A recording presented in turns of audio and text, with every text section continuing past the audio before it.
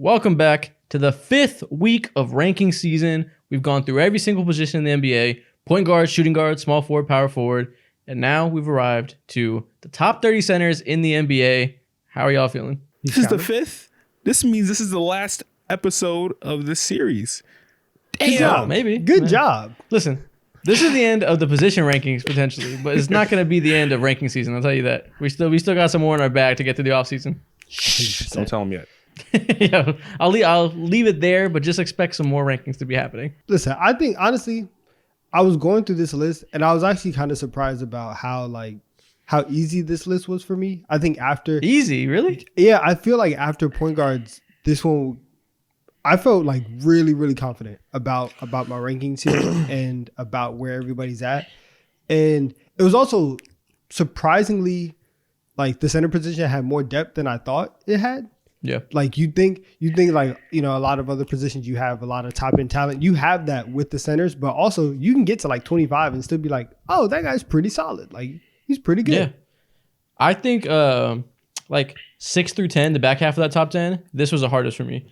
I don't really feel confident at all about some of the guys in there. So I'll be willing to be convinced people being moved around. And normally I'm pretty confident and not open to being convinced. Yeah. Wow. That's surprising. I feel like everyone's top 10 or at least top like 8 should be universal. But we'll see what happens. Top 8 should be universal? Yeah. Dude, there's like, I think there's like 11 or 12 guys that deserve a top 10 spot. That makes it hard. Yeah.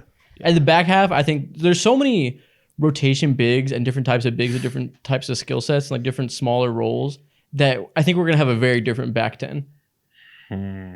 Okay. We'll see though. We'll see. If you guys are watching on YouTube, do us a favor, drop a like and subscribe. If you're on audio platforms, rate us 5 stars, leave a review, follow us on all socials, check out the merch, check out everything else, yada, yada, yada. Let's get into the episode. The cranium is crazy. Oh my god.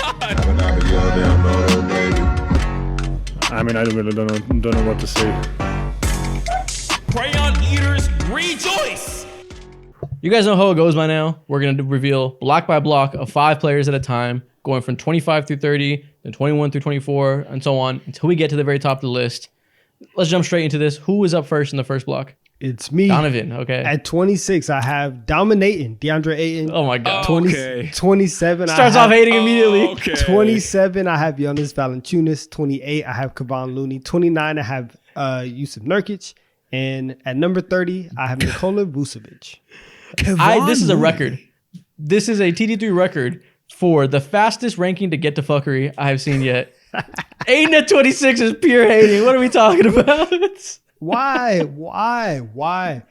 I need DeAndre Ayton to show me a year and a half, 6 months of winning basketball. I have not seen. You know what I just hate? That has nothing to do with him. I have not seen DeAndre Ayton in a meaningful basketball game several years. I have not seen him contribute to high level winning in multiple years. I think he got asked to be traded to the Trailblazers? You think he asked for that? There's a reason why. Listen, the Suns were going through a whole bunch of turmoil. They said, right, we all knew that it was a beef between Ayton and Monty Williams. And they made the choice, right? Normally, whenever you have a riff like that, you say either the player has to go or the coach. The coach left. And they still decided to trade DeAndre Ayton. They still said nobody else in this locker room on a team that just made the finals. Nobody else really rocks with you like that. And you're going to go somewhere else. Even that entire period of him re-signing for the contract, the Suns didn't even want him.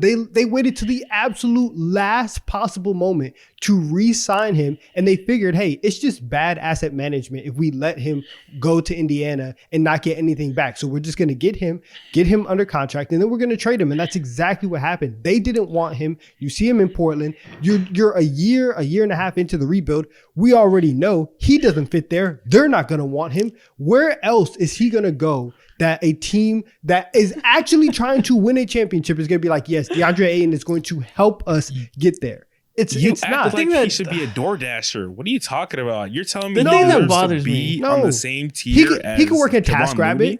He could work at TaskRabbit. Oh my God. Favor. Week by week we get on this show. Every week he we get can on walk the show, dogs on Rover. And you like force there's a me lot to of defend options players. No, every week you get on the show and you force me to defend players I don't give a fuck about. I don't give a shit about DeAndre Ayton, but you're talking about him like he's fucking Christian Wood. This is ridiculous. I'm saying that the vibes are bad with DeAndre Ayton, and the production for him is like, yeah, it's fine, but it doesn't mean anything. It doesn't move me. It really does not move me. All right, so what this means is, go ahead. What this means is you didn't like watching the Trailblazers last year, so you didn't like watching DeAndre Ayton, and you're like, ew, team bad, you're bad. Down the list. No, it's not, because I've felt this way for years. I felt this way. You didn't put him at 26 though. You didn't put him at 26 though. He was a Trailblazer. No, and the only reason why was because I was like, you know what? Let me try and keep the peace. But I was sick of it this offseason. I watched a whole year of this, and I was like, nah, I'm standing on something today. And there are 25 other guys where right now, 10 toes and dog shit. Where right now, if I'm building a team and I have a starting center, and I have to pay them what they are quote unquote worth, because I know everybody else is going to value DeAndre Ayton. If he was getting what I thought that he would deserve, right, the contract would be a little bit different. But if I had to pay him actual DeAndre Ayton money, no, I do not want him on my team if I'm building a championship. We're going to go player by player from everybody else above this, and you're going to tell me why you'd rather have them DeAndre Ayton. I promise you, I will. I will do it. I will do it. This is gonna get real. Ayton had a very bad start to last year, and his PR was in the toilet because the Trailblazers. He was again, nobody talks about second it. half of last year. Second half of the year, he was doing great. He was 19 and 11 on 58% from the field. A lot better. It looked more like the DeAndre Ayton we've come to know. But that first half of the year, nobody talks about it. Everybody blamed him and said Scoot sucks and kind of pushed their vitriol towards Ayton and Scoot. That team was so motherfucking unserious last year, was so poorly coached. Every single player on that team was running around trying to get buckets. There was no organization. They were the worst coach team in the NBA outside of the Pistons. I don't entirely blame him for doing poorly. We know who he is. We've seen him for years. Do we? He does have the issues you're talking about. Firmly the 16th or 17th, middle of the pack center in the league. Very clearly just above average, but not great, not horrible. What I think it is that I feel like your expectations of him and you seeing him as former number one overall pick is really leaning on this. At this point in time, you just have to accept DeAndre Ayton for who he is, what he is, and see the talent that he has, which is he's easily still one of the more talented centers in the NBA. But yes, he is. What do you mean? I don't know about that, but I don't even think it's that necessarily. I think maybe it is part of that. You're right. But I think Donovan's biggest thing is he just wants to laugh at him for not driving home through the ice. For not getting into the game. He's just focusing on that. Stuff like that. Part of that too, for sure. Focusing on the bullshit. Tell me you watch DeAndre Ayton and get inspired. I definitely get more inspired than whoever you have at 25 or 24. I can promise you that. And you get inspired? Get the fuck out of my face. I will run through a wall for Kevon Looney. I will tell you that right now. You are the only person who's ever said that on planet Earth about Kevon Looney. If Kevon Looney right now was like, come on, let's go play 5-on-5. I don't care who's on the other side. We're running and we have a chance. I love Kevon Looney. And he's at 28. He's still on this list, even though that, he may not. I'm starting to notice that you have something going on between you and Kevon Looney. That's my guy. I love Kevon. Every year you rank him significantly higher than us. Spoiler alert, he's not on my list. It's I don't think he'd be in my top 34, 35. Still, yeah, that's okay. It's reaching. That's okay. It's okay. But I'm glad that you love him. Good for that. I won't be mad at you showing unnecessary love to a role player you've been riding with for every year. Don't forget, if Mo can rank Jarris Walker, right, a guy who plays 10 minutes a game, yes, Kevon Looney can be in the top 30. Okay, Kevon was the champion. Producer Nikhil pulled up receipts. Exactly. Last year on our top 30 centers list, Donovan had DeAndre Ayton at 8. Exactly. Over Rudy Gobert. What did I tell Rudy you? Gobert. And what did I say? I was trying to keep the peace, right? That's a lot of peace. I was, because I didn't stand on how I truly felt about DeAndre Ayton. And after this season, listen, I'm just letting you guys know how I feel about him. And I went from having him the highest to the lowest by far. Hey, no one told you to put him that high last year. You did that on your own. I know I did it. Do I regret that decision? Yes, I do. right? Because I wasn't truthful to you guys, and that's all we're trying to be. But I'm letting you know right now, I believe this. Like I firmly believe this. And I believe you believe this too. I don't think you're lying at all. That's the funny part.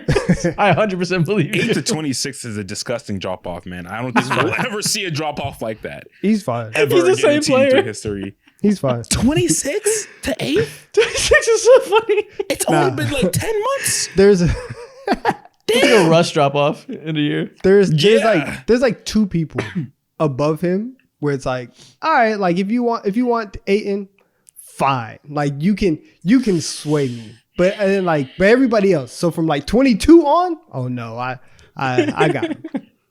All right, well, let's keep it moving. Let's see who else was in this tier. So we'll get to you eventually. We're gonna press you on Ayton some more. Do it. Sweet.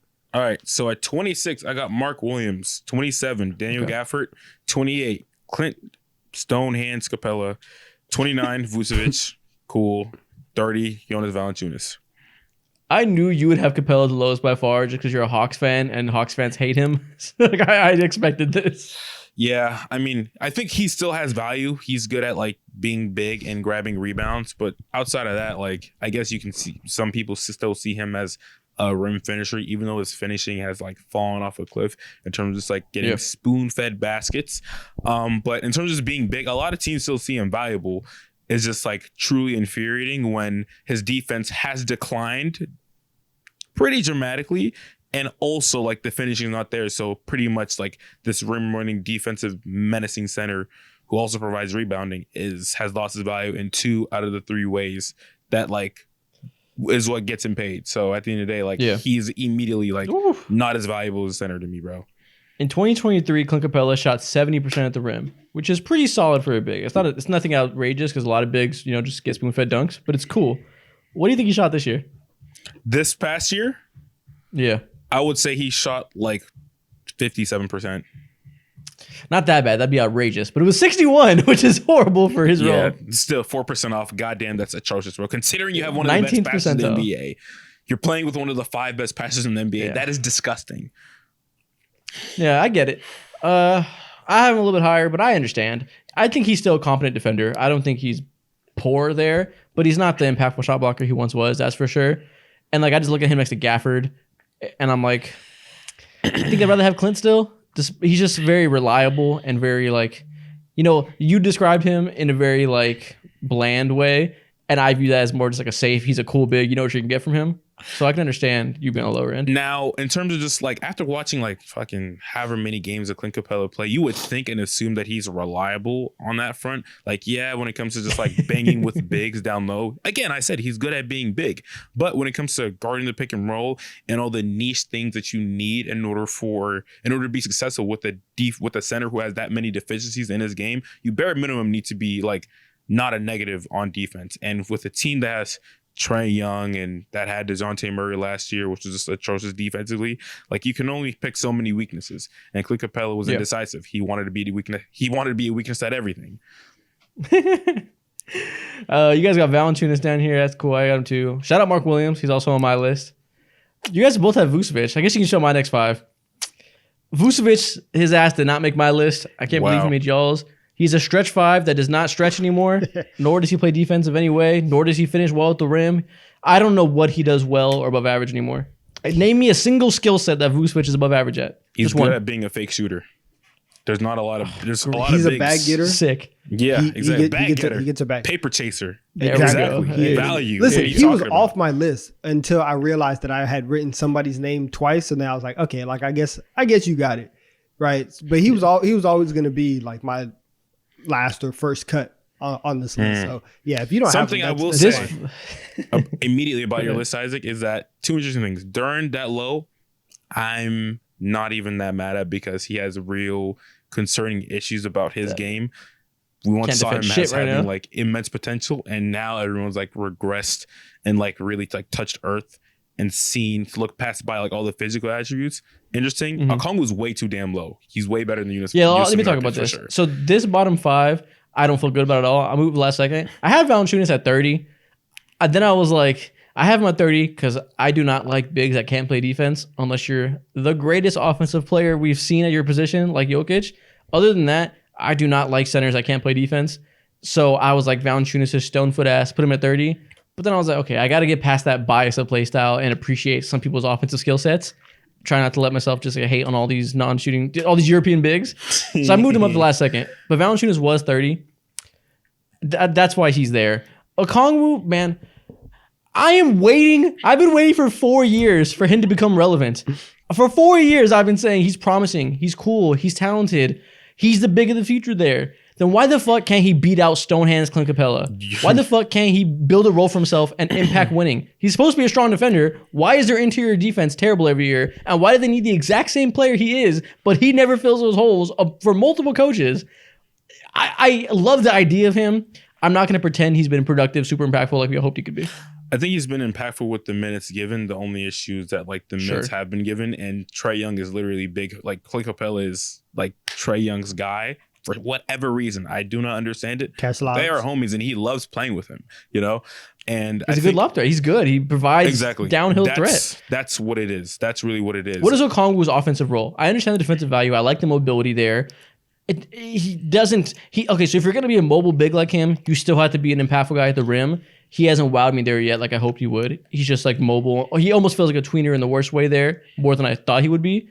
Offensively, nothing. He hasn't really turned into anything yet. So something that we did see try to develop in his game is the 3-point shot. He's made real strides just showing it. And I think that's the only thing that'll help him like ascend and be able to stay afloat, because although he's 6'9", can dunk, whatever, he's not a lob threat. He's not a real vertical threat on a consistent basis, like some like Clint Capella who really thrives with Trae Young. And I think that's the reason why, or one of the main reasons why he hasn't been able to see burn. Now, of course, injuries happen consistently with him too, or at least specifically last year that kind of deterred his rhythm and whatnot. But I genuinely think this is the year that we go ahead and turn a new page, and his continued development in his shooting continues to grow. The defense shows as well, because he's generally one of the better defenders at his position on the bench for now. Okay. See, all these caveats. He's not one of the better defenders than anything. He's a promising, cool Did you young. not listen to that? What do you mean? He's not even that. Yes, he's he a is promising. He's a promising defender, and I'm not selling my stock. I'm gonna say that I'm not out on him. But in terms of what we've actually seen from him, it's like Duren. I'm not out on Duren either. I think he'll become a decent defender. Right now, he's a cone. I think both of them, I'm not out at all. Obviously, Duren's younger, so it's like there are different points, right? Yeah. I expect Duren to become a better defender and defend the pick and roll with more brains, and he'll fly up the list because his offensive skill set is really good. I also expect Okongwu to finally do the things that all of us NBA nerds that have been saying he's going to be good for the past 4 years want him to do. I expect that to happen, but I'm not ranking on what I expect to happen next year. Off of what we've seen these past years and his inability to impact a team that desperately needs that role, I just feel like I'd be being wishful thinking to put him super high. I think it's less about him and more so about can we get Clint Capella out of here? Also, you can't tell me more than 3 things that Jusuf Nurkic does better than Okongwu on the court. You can't. It's impossible. I love whenever he's a better rim protector. He's a better passer. He's not a better rim protector. I think he's definitely not a better rim protector. Okongwu, I'm gonna say that. Okay, he's not a better rim protector. You're wild for that. Okongwu is not the great rim protector. I feel so gaslit by this potential defensively with him. I watch him a lot. Listen. I've watched him plenty. I have not been wowed by him like I wanted to be. Saying that having Jusuf Nurkic is disgusting above him, bro. That's disgusting. That's outrageous. It's almost as bad as. I was gonna say it's almost as bad as Aiden, but no, it's not. I'm not gonna lie like that. Yeah, you're a Hawks fan. I expect you to say that. Everybody who lives in reality, Okongwu's all potential, no production yet, and I still believe in potential. But Nurkic, I don't really give a fuck about that. You can put Nurkic lower. I don't give a shit about Nurkic. I'm not gonna argue for that. I will not pretend there's a difference between 26 and 28. 26 and 28 are the same exact thing for me. I don't give a shit who's first. You're getting flamed throughout this entire podcast. If I see a single player that is not fucking with Okongwu, you're getting fried, buddy. Let's continue. Yeah, and you can have that. I hope your 10 points per game that he provides you every single year eventually leads to some wins. I love whenever we talk about the Hawks, because Mo is a very joking guy. Mo's tone gets very serious, and he's like, "Nah, you just don't understand." Every Hawk needs his attention. This 7th man on the Hawks, he's actually one of the 15 best players in the league. You just don't get it. I can't wait to see how high he puts him. It's probably outrageous for what he's actually done. You guys just don't understand. If Clint Capella sucks, why can't he beat him out? That's what it comes down to for me. Why can't he provide value? Then again, it's Clint Capella. His big ass is just good at being big and taking up space. That's it. That matters. So is Nurkic. Like being big and grabbing rebounds and being able to play competent drop coverage matters. Okongwu plays great drop coverage. Way better. Man, than stop Capella. talking about the That 28th matters best in center in the value. league. Let's Okongwu's go issue on. was Let's offense. move. Okongwu's issue was offense. If you can't be a lob threat next to Trae Young, you can't play, and that's important to have offensive value. You either have to be a lob threat, and I know he shoots well at the rim, but like you said, he's not a big pick and roll threat. He doesn't provide, the lack of size there. He's only 6'9", and he can't stretch the floor, and he's not a good passer. Where's the offensive value coming from? He's not a good offensive rebounder. Like, where so are we going to he's find not- value? Okay, I think the passing is you're generally off with that a little bit as well, but I'm just gonna let you bypass that because I don't expect you to know that stuff. It's not gonna show in the stats. I don't know. Who the but fuck- who do you think this guy one knows is? that. No one knows that. He is not a great passer. I'm not going to pretend that because you said see you're the not Kongwu allowed. throw one bounce pass to a Complete cutter. brick, bro. I'm not going to No. pretend he's a great passer because he's a fucking hawk. No, I'm not going off of stats. And when it comes to just like being a good connective piece and not being like Clint Capella on that end of the floor, who's just like knows one way. Sure, yeah. And only when like he is more versatile on that end. But we don't get. Yeah, I'm not saying on he's- this. We don't need to get stuck on. I'm not saying he's fucking blind as a passer. Like he's just like a black hole. He's just not like a passing hub like a Hartenstein or whoever that provides value there. That is true. He is not that, but also he's not blind, and Clint Capella is blind. Yeah. Yeah, sure. I just meant his passing isn't good enough to make up for the other ways that he hasn't really developed offensively. Sure. Still, again, you're getting fried. Let's continue. Go ahead. Next tier. Okay, you can fry it now. You can compare. We're going 21 to 25. At 21, I have Jakob Poeltl. Go back. At 22, I have I can't read. At 22, I have Zubac. 23, Mark Williams. 24, Gafford. And 25, Capella. I really don't have any complaints. I think this is a very solid. It's a very solid list. Like obviously, Mo, like you think Capella is a tier below this, but like again, he's fine. Zubac, shout out to you. I feel like every year we're just gonna get to Zubac, and it's like, Yeah. We know what like you hey, like listen, He's you're very still, good. exactly, you're still hanging around. He is very good, and especially like whenever he plays. Now that James is there, like them working in the pick and roll, like he is like impactful in there. So I like that. Shout out to Jakob Poeltl still making this list, right? We didn't forget about you, right? That's very cool. But no, I don't Everybody else did, bro. He got shunned to Canada. Exactly. Hasn't been talked about once. exactly. Jake Puddle. Okay. Never forget. Shout Okay. out Jake Puddle. I like Yeah, this. Zubac is hard to rank because he's like the quintessential like slightly above average setter, where like he's gonna do everything very fundamental. Gonna have flashes. Gonna have some series where he can't defend the opposing point guards who attack him. Like he's like the quintessential modern big man, right? That has ups and downs. He's like the evolved version of like Yusuf Nurkic before he like broke. I was his thinking the leg. same thing. He's like a little Exactly. bit better than Nurkic. Yeah, exactly. Same as that vibes. Like such a respectable center. If you have him on your team, you're not gonna hunt to upgrade at that position necessarily. But at the same time, too, like he's a solid dude. Also, Mark Williams, I like the placement as well. It was so hard to rank him because like we know what he could be in the future, but the injuries really hold him back on a consistent basis. So it's like Yeah. tough.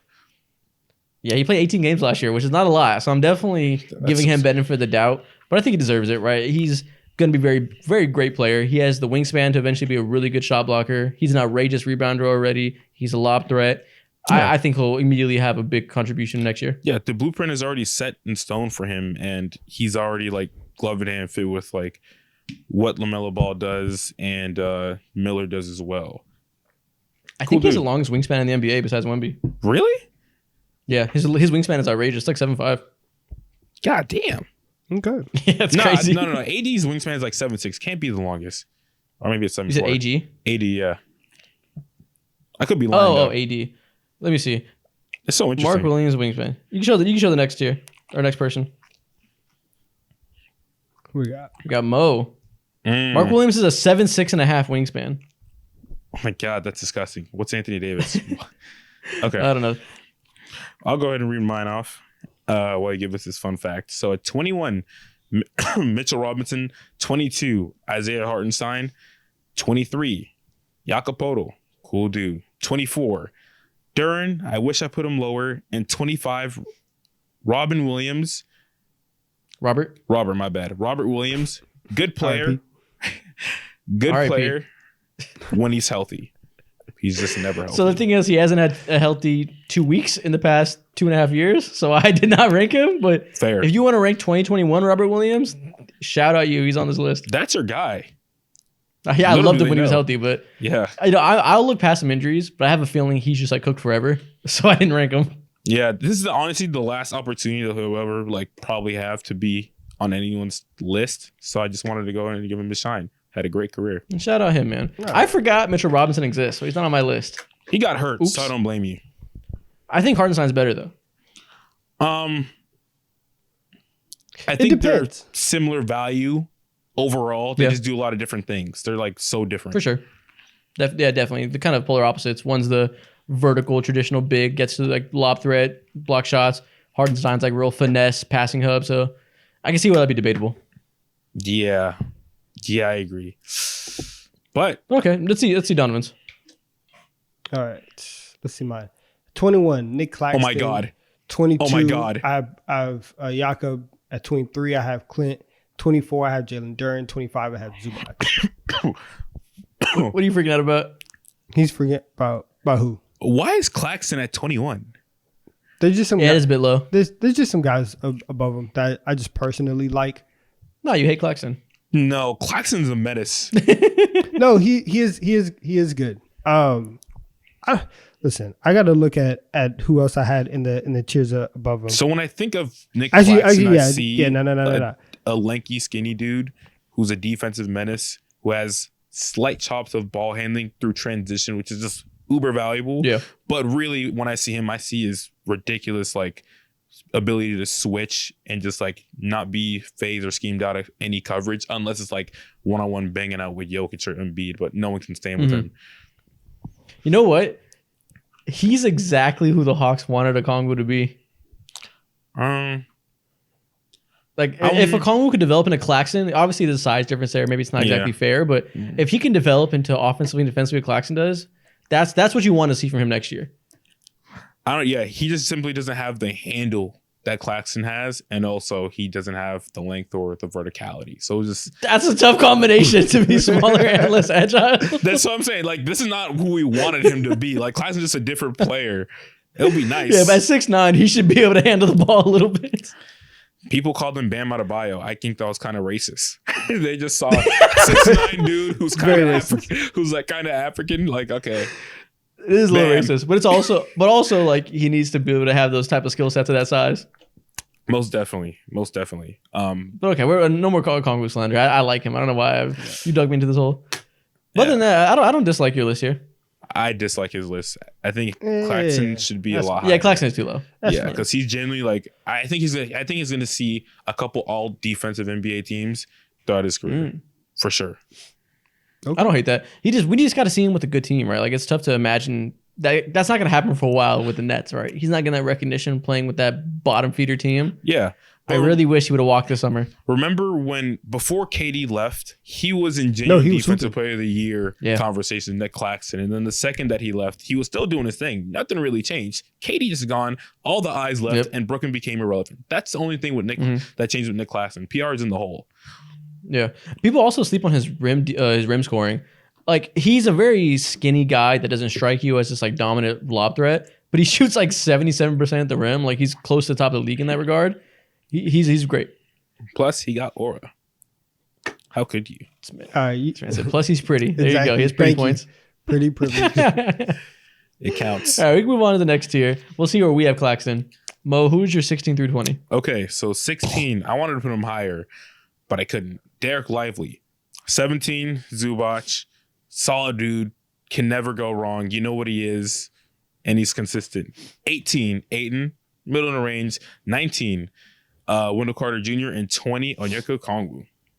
I hear scoffing. Yeah, Kongwu's too high, but I don't. If you're gonna be on the hill, I respect it. Carter Jr. is another person that he could model his game after. I like that. Them being close to each other, if that's the way you view him. I like think- Lively at 16. Okay. Lively at 16. He's going to be so much higher next year. I think what we saw him do in his rookie year, again, like he played with Luka Doncic, so his job offensively is so much easier. But the passing that he was able to provide, the rebounding, and also the defense, it's something that is one of the better skills that he had in the entire NBA, along his peers, and also like at the center position, point blank, period. They brought in guys like Daniel Gafford because they wanted like a real starting center who wouldn't be phased out through any, real situation. And Derek Lively ended up surpassing him pretty quickly. And to see his growth in just like from game 1 to like game 50 is absolutely insane. Now, again, he's playing with Luka Doncic's job is a lot easier, but the passing to me is what sets him apart, and also the defense. Yeah, listen, we've seen a lot of bigs play with Luka Doncic. It's not a given that you become one of the most productive centers in a playoff series just because you play with Luka Doncic, right? True. He had the exact skill sets needed to complement that, and that's not as easy as it seems. Yeah, I agree. I feel like Wendell Carter Jr. He could be higher. I struggled to rank him, bro. I had him higher last year. He had such a weird year where he got hurt, and the Magic employed such a strange rotation in their big men. They really deprioritized him this year and really went to like center by committee after his injury happened. They play a lot of Goga. They play a lot of Mo Wagner. They play Jonathan Isaac at center now. Like Carter's kind of went to the back burner, and it didn't hurt his efficiency or really any of his numbers outside of like minutes and like raw counting stats because of those minutes. But I don't know. Maybe it's biased to that, but he didn't feel as impressive this year. Everybody's gonna have their guy where like their situation got worse, and but like you're still gonna be like, nah, but he's still the same player. Like for me, that's kind of that's Wendell. I don't know. I have him just like a little bit higher. Not like he's obviously not top 10, but I mean I'd certainly have him over Ayton and Zubac. I'll say that. I do think that like what he provides is more valuable than Ayton and Ayton Zubac. is so much better than you think, man. I need Ayton to be freed from that fucking team. I can't wait till they trade him and prioritize Klingon so we can see Ayton actually be with the point guard that'll feed him easy shots. Nah. You don't want to see that? Nah, You just want to see him suffer? I don't. All right, let's look at who's the next person on this list. We got me. At 16, I have Hartenstein. 17, Miles Turner. 18, Naz Reid. 19, Nick Claxton. 20, Carter Jr. This was an incredibly tough range. This and the next like 4 names are so close together. Like Hartenstein, Turner, Reid, and Claxton all have a range of like 12 through 19 to me. Like it's very hard to place them. Yeah, honestly, I think that's the perfect tier from 12 to 20, really, because at this point you are not getting like top end center play, and it really is just about what does the rest of your team look like. Who's going to come in and play the 5? What kind of style are you trying to play? And it 100% is fit based. And so listen, obviously I love Hartenstein being that high. I like the fact that you didn't really get caught up in the Naz Reid PR stuff. He's great. Naz Reid is awesome, but putting him at like 12. Naz Reid's very fun and cool to see a center play like that and be like a guard skill guy and shooting all these shots. He's not the most efficient scorer in the world because of that, right? He's not the dominant down low guy you get from other bigs. So there's give and take with that scoring skill set. Defensively, he's a mixed bag. He has really high highs. Like I remember that one game against the Nuggets whenever they didn't have Gobert and they blew the Nuggets out in the conference finals. And second round, Naz Reid was defending like better than I've seen anybody defend all year. Timberwolves fans will be the first ones to tell you that's not exactly a game to game thing with him. So he has a very specific skill set that's extremely valuable. But you look at a guy like Hartenstein, that was like a comparison to me that like, okay, let me not even focus on that comparison. Let me focus on Hartenstein alone. He's so hard to gauge because I think he's sneakily one of the most valuable players on this list because his passing is so valuable. If you look at all the Knicks players from last year, their efficiency with Hartenstein on the court versus off is like insanely different. I think it was Jalen Brunson. His mid-range shooting and rim scoring went up by like 7% each for Hartenstein on the court because he's such a good screen setter, such a good high post passing hub that he just helps these guys get into better spots. Even if you don't think he's like the best scorer in the world or the best defender, which I do think he's solid at those, that passing skill set is incredibly important. I mean, the Thunder are gonna eat, man. They're gonna be so good. Going from Chet Holmgren to Hartenstein is gonna be like it's gonna give them so much like just so many options. Their offense is gonna be so dynamic. And then just picture Hartenstein at the top of the key doing all the DHO, the screen setting stuff with Shea and Jay Wood. Oh my goodness, it's gonna be fantastic. I miss him already. I miss him already, man. He's incredible, man. Like that combination is gonna be so versatile to play one of them at all times or both of them together to really throw crazy looks. Like it's gonna be nuts. Who else is in this tier? Claxton. If you want to put him higher, I don't. Like, if you want to put him towards the top of this tier into like 14, 15, I would understand. It's just like these other guys are all good defenders too. Like Turner is like also a good defender, albeit not the shot blocker he used to be. Yeah. But sure, the shot blocking fell off, but he's still not a bad defender. You can tell me Claxton's a better defender, cool. Turner's 3-point shooting is really valuable. Like that spacing from a big is really important. Like it's like baby Kristaps Porzingis there. So that's splitting hairs. I'm okay with switching them. I'm definitely okay with putting Claxton above Naz Reid if you want to do that. I just try to give him credit for being, you know, the most important bench big in the league. But on the Hartenstein, putting Hartenstein over Claxton is tough. I mean, vice versa. It's hard for me to put Claxton over Hartenstein. It's not okay. I can understand you, and you're not going to get fried for this. But it's just really, thank God. Like I have my skillet right here.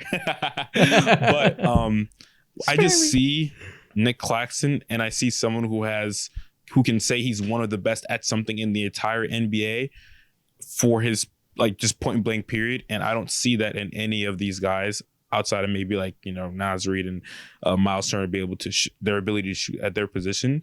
I think Nick that's Claxton, and if that's what it is, like, okay, I get it. But I think Nick Claxton has just like superior upside, and he did just better things last year. It just happens to be like no one really cares, and I understand that thoroughly. Yeah, I just think I'm okay putting him above Naz Reid and Turner. If I could redo this, I'd probably flip that. There's so many of these like close conversations that we rank these, and we were doing like fucking 20 comparisons, trying to flip all these different things that some of them get on the back burner. If I could redo it, I'd put Claxton up to 17, right behind Hartenstein. It's like all these players have gaping holes specifically in their games, but they still find ways to be like almost unplayable. Yeah. Okay, Donovan, who's your 5 here? All right. At 16, I have Wendell. At 17, I have Naz Reid. At 18, I have Al Horford. At 19, I have Zach Edey. He's already on the list. And at 20, I have Isaiah Hartenstein. Isaac has swayed me. He's talked for the last couple of months about how good Zach Edey is. And I was a skeptic. And I guess, listen, I've heard it so many times. I'm starting to believe it, man. I really think that Zach, I'm on the Zach Edey train. I think that he is going to be one of the best bigs in the league next year. I think that the situation for him, one, just because of how Memphis plays and the fact that you have Jaren Jackson Jr. who can play the 4 and play the roamer, and you can just have Zach Edey just be big. Like we were talking about the difference between Capella and Okongwu, and it's like, hey, he's just big and takes up space. Zach Edey is the ultimate I'm big and I take up space kind of guy, and that's going to be extremely valuable. And the fact that he's like 7'5", 2, whatever, the screens that he sets, they're going to be Steven Adams like. They're like Ja being Ja being able to play with Steven Adams and then go from that to Zach Edey. He's going to have as much of a runway to get to the rim as possible. Those DHOs, everything that he does, that 2-man game is going to be fantastic. He's going to be a lob threat. You just have to put your hand up and throw it up there. It's very hard for me outside of obviously like injury. It's hard for me to see a situation where Zach Edey doesn't work out in Memphis and where he isn't an instant impact player. So yeah, man, I'm putting him every year. Every year, it seems you find a way to break the rules and list a rookie, and I respect it because this one is facts. You're gonna be right. I like the Steven Adams comparison. He is super soldier serum Steven Adams, hardest screens in the world. Gonna be maybe the best offensive rebounder at the position, like immediately. I think you combine, he's gonna be setting these heavy ass screens and rolling to the rim while everybody's chasing John Morant. That's gonna leave him on cleanup duty to grab every single offensive rebound with that game breaking wingspan. Obviously, the question is, can he move enough defensively on the perimeter to, stay on the court? We'll see. But the strengths are going to be so outrageous. I think he'll be higher as a rookie. So many players, I love the term just like good at being big, because that's like some people may hear that and be like, oh, that's so offensive, but it's generally not. Like that's a real skill that is super valuable. And Zach Edey is the best at being big, like anything can be big. Like there's a huge ass couch in the living room right now, but it's just like useless because it's just like there and it doesn't like have any accessories or tools in its bag. It doesn't have a USB, don't have like a cup holder, it don't kick back, Zach Edey, there's a lot of those things that he provides. He's like maximized so far already throughout his like collegiate career being big. He's so useful. Yeah. That's a Bluetooth couch right there. It's built-in speakers on both sides. That motherfucker Chilled. got Why'd he say it like that? massages on it. Yeah. too. That's a chill cup department there. You Yeah. put the cup in there, it stays cold all day, no matter what type of container it's in. Love it. great Reclines, couch. feet up, full verticality, full horizontal lean. That's Zach Edey. So listen, Zach Edey, he's gonna eat next year. Nas Reed, we already talked about it. Why is Al Horford there? Respect to Al Horford and Shout out Al Horford. respect to Al Horford. All right. Everybody, I think that's something that's lost in our culture nowadays. You need to respect your elders. All right. Okay. All right. Al Horford is out here. Also, listen, and I know that like he was getting cooked in the playoffs. I understand that. He should not be, up at the top of this list. You can go down to like 26 and there's still some guys who are out here getting cooked on defense. And I think that like if you have that and you have Al Horford still being able to be smart enough to be, solid defensively, and he could still stretch the floor shooting above 40% from three last season, that's value. If you can be a mid defender and still stretch the floor in that way, that's cool. And if you're telling me that on any other team, you're probably slotted for around like 25, 26 minutes per night. Yeah, I'm cool with that. So you can be up there. You won't get me to slander old man Al, but Yeah, I respect right. my elders too. You ain't gonna hear there you from go, me. man. Yeah. I'm surprised you have Hartenstein the lowest here. Mo, did you already list Hartenstein? I don't think I listed him already, but I literally could be wrong. I believe I have him a little bit higher. Let me. Okay, yeah. So I'm surprised Donovan has Hartenstein the lowest. Is this just like No, resentment for actually, leaving I the did. Knicks? Actually, I did. I had Hartenstein at 22. I would have moved him up. Oh, yeah, Don't you're know super who I'd tripping. have- Okay.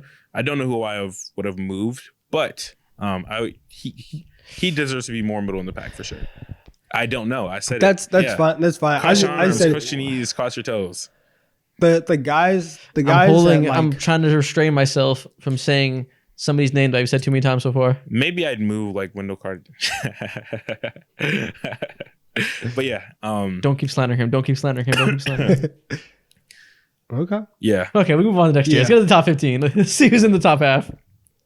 Donovan, All right. who was your 11 through 15? At 11 I have Cat, 12 I have Sengun, 13 I have Brook Lopez, 14 I have Miles Turner, 15 I have Derek Lively, Ooh, this is an interesting tier. which is actually kind of Cat outside the top 10. Yeah, I get why. You can explain it some more. I think I understand why, but it's crazy. I mean, I do this every year, but like, I'm just don't want to sign up for the Cat experiment, and I don't even think it's an experiment at this point because we know exactly what he is, and he had very, very good moments last year, and he legitimately played in a way that made the Timberwolves actually work. Like I thought going into last season that the Wolves should have traded Cat because I didn't think that he fit, and he was able to change the game and to do things that I didn't think he was capable of in terms of playing defense, fitting offensively, doing all that stuff.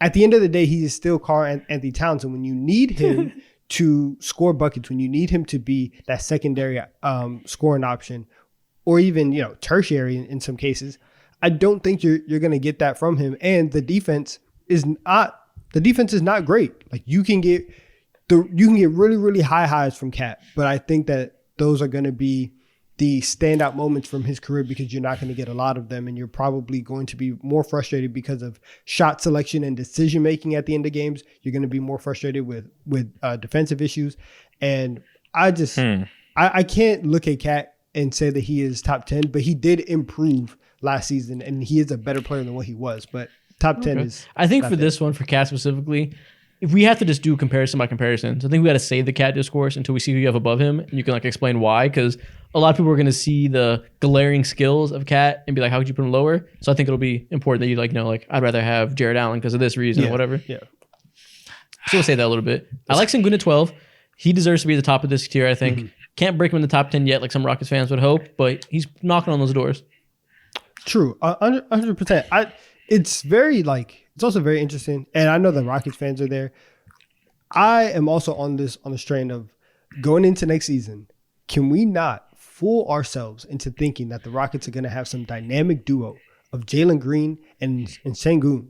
You have Sengun, you have a really, really good player, and you have a trade asset, and that is exactly what you have.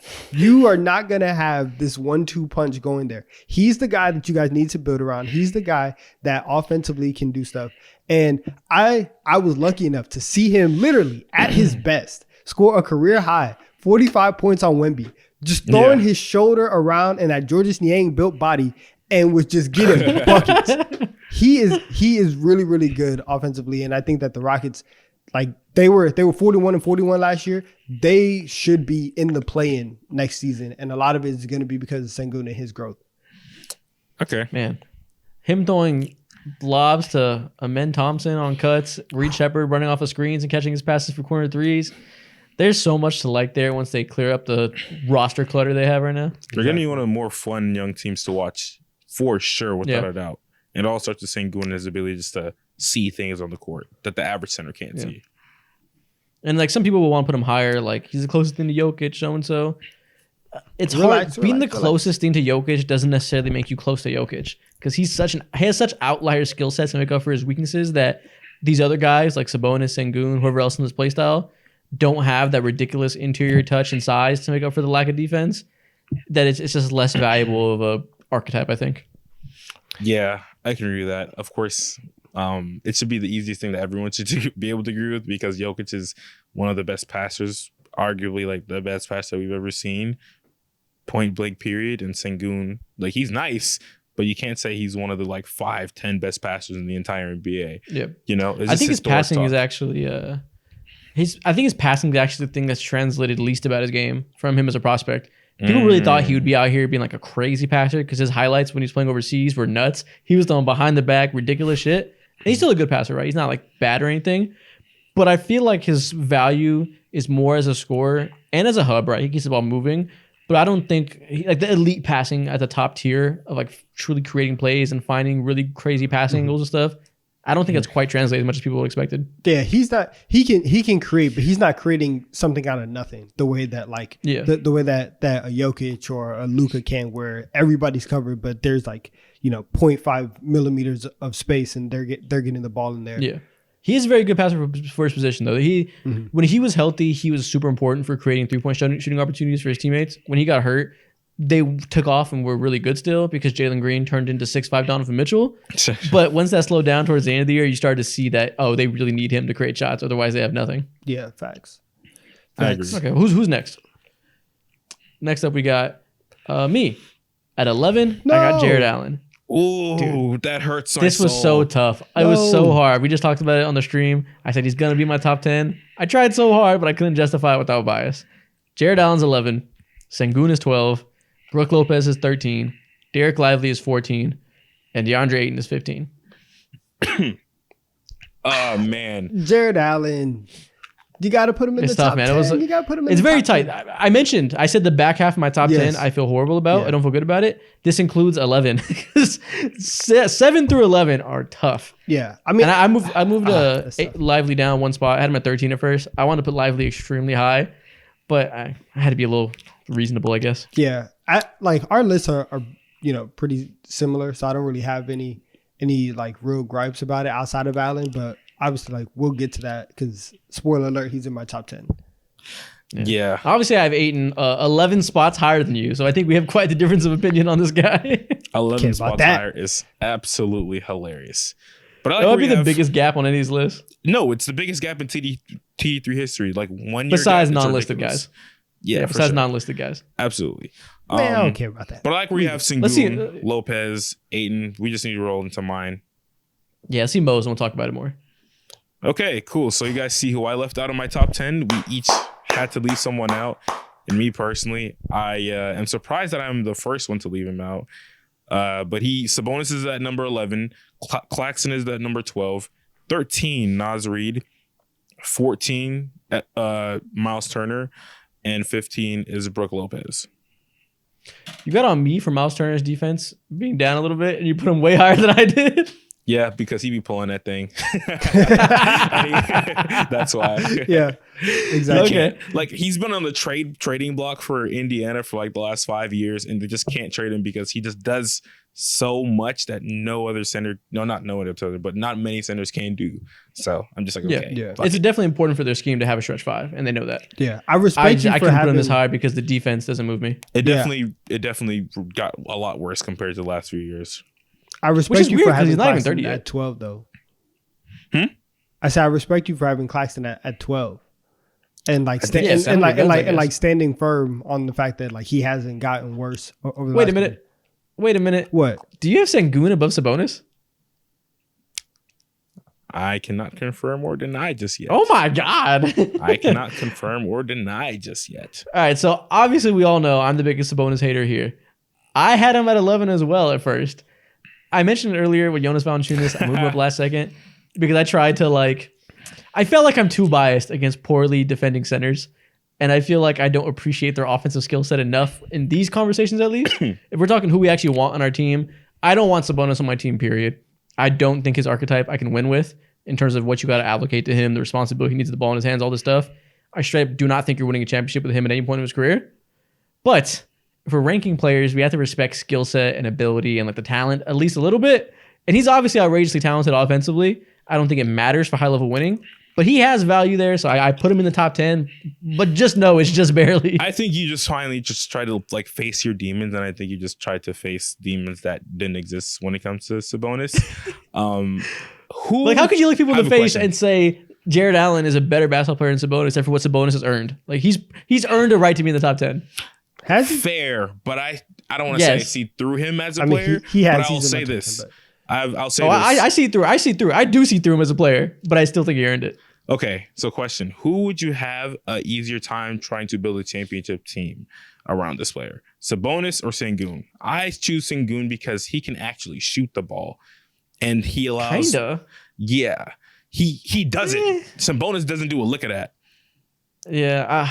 So okay, They both I suck think long term defensively. Sengun Yeah. will be a decent shooter, so I'm with you there. But like Yeah. last year, if we're going just off what we've seen so far, Sengun is a good mid range shot. The 3-point shot hasn't really materialized, so for this list specifically, that doesn't change it for me. But in terms of long term, I can Yeah. understand if that's why you want to go with him. Yeah, exactly, and that's why I was like, okay, Sabonis, like you're a great dude. I love how he be banging down low and puts elbows into people. We see that he's like basically bulletproof because he could take a chest stomp to the chest. But I like Sengun more. I'm just leave it at that. All right, man. Naz Reid, real high. Listen, shout out Naz Reid. You won't get me slandering him. Brooke Lopez, that's interesting. I think people would probably be surprised we all have him top 15 still because last year, I think the perception is he fell off. And I think that's a bad perception. I think this is another guy who was just in a worse situation. Right? They came in with a new coach who decided to play more aggressively and not do the traditional drop covers that Brooke Lopez has made a career off of, while also not having Drew Holiday anymore as his pick and roll partner. So the team just doesn't fit him as well as it used to. But I think he's just as good at pretty much everything as he was the year before. I mean, I agree. Listen, you said Like, it perfectly. He's still pulling that thing as well. The shot Still, blocking. still Again. Splash Mountain. You love Yeah. pulling that thing. Yeah, like shot blocking still there. It wasn't as astounding, but your defense overall wasn't astounding. But that's just the Milwaukee Bucks, and they suffered on literally every single end because of the roster changes that was made and injuries and all this other stuff. So I think he's Yeah. still super valuable. Okay, so this next tier, when we get into the back half of the top 10, we'll do a lot of comparisons to Sabonis and Cat since y'all left them off. We'll have to explain to people why we left off these talented players. Let's do Let's it. go to the next tier. First off is me. Okay, again, this is the one I do not feel good about, but I'm interested to see what you guys think. At 6, I have Rudy Gobert. 7, I have Chet Holmgren, which I know people call me a Thunder Glazer. They're going to be mad at that. Blah, blah, blah. Fuck off.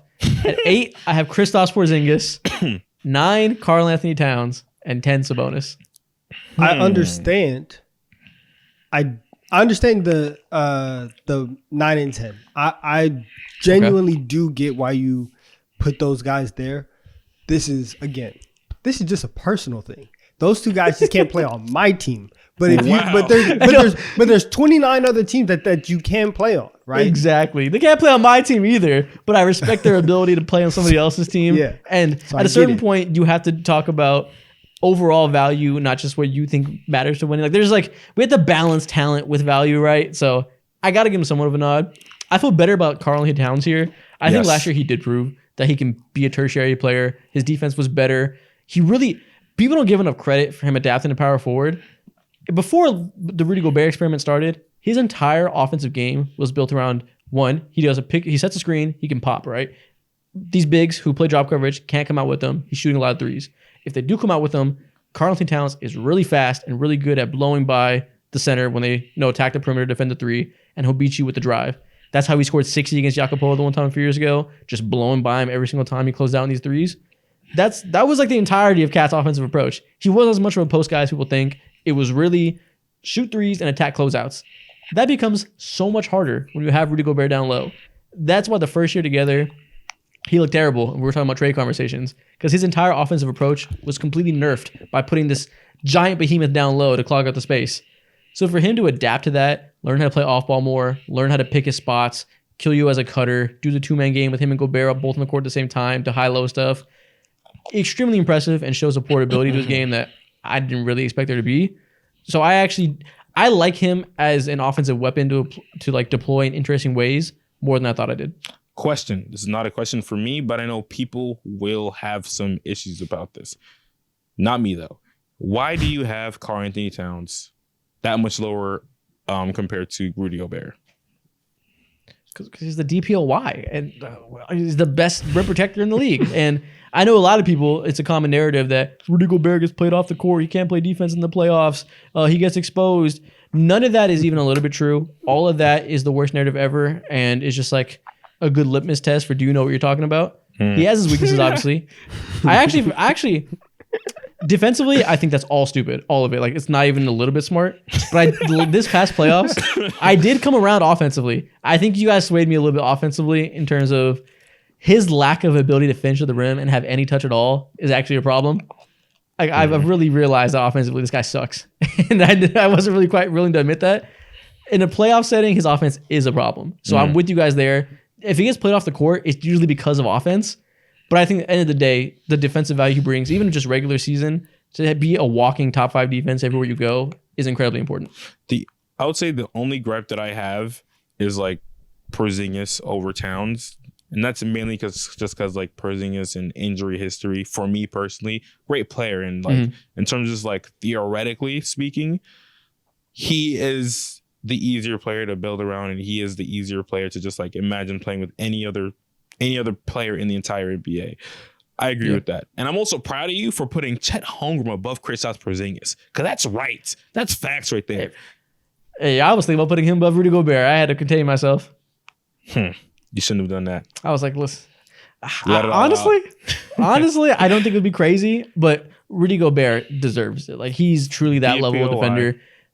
People slander him. I know he's not likable. I know he's the worst 3-time DPOY ever, all the stuff. Nobody's going to jump to defend him. No, he's the worst. I understand you. He's at 4 right? times. Yes. Yeah, that's crazy. He's a special defender. Like, I understand the joy people have in watching him fail. I don't really have that. I think he deserves it. Okay. Nah, I respect it. Yeah, it's kind of white. It's all good though. Donovan, right. who's your guy? At number 6, I have Rudy Gobert. Number 7, I have Chet Holmgren. Number 8, I have Jared Allen. Number 9, I have Kristaps Porzingis, and at number 10, I have Sabonis.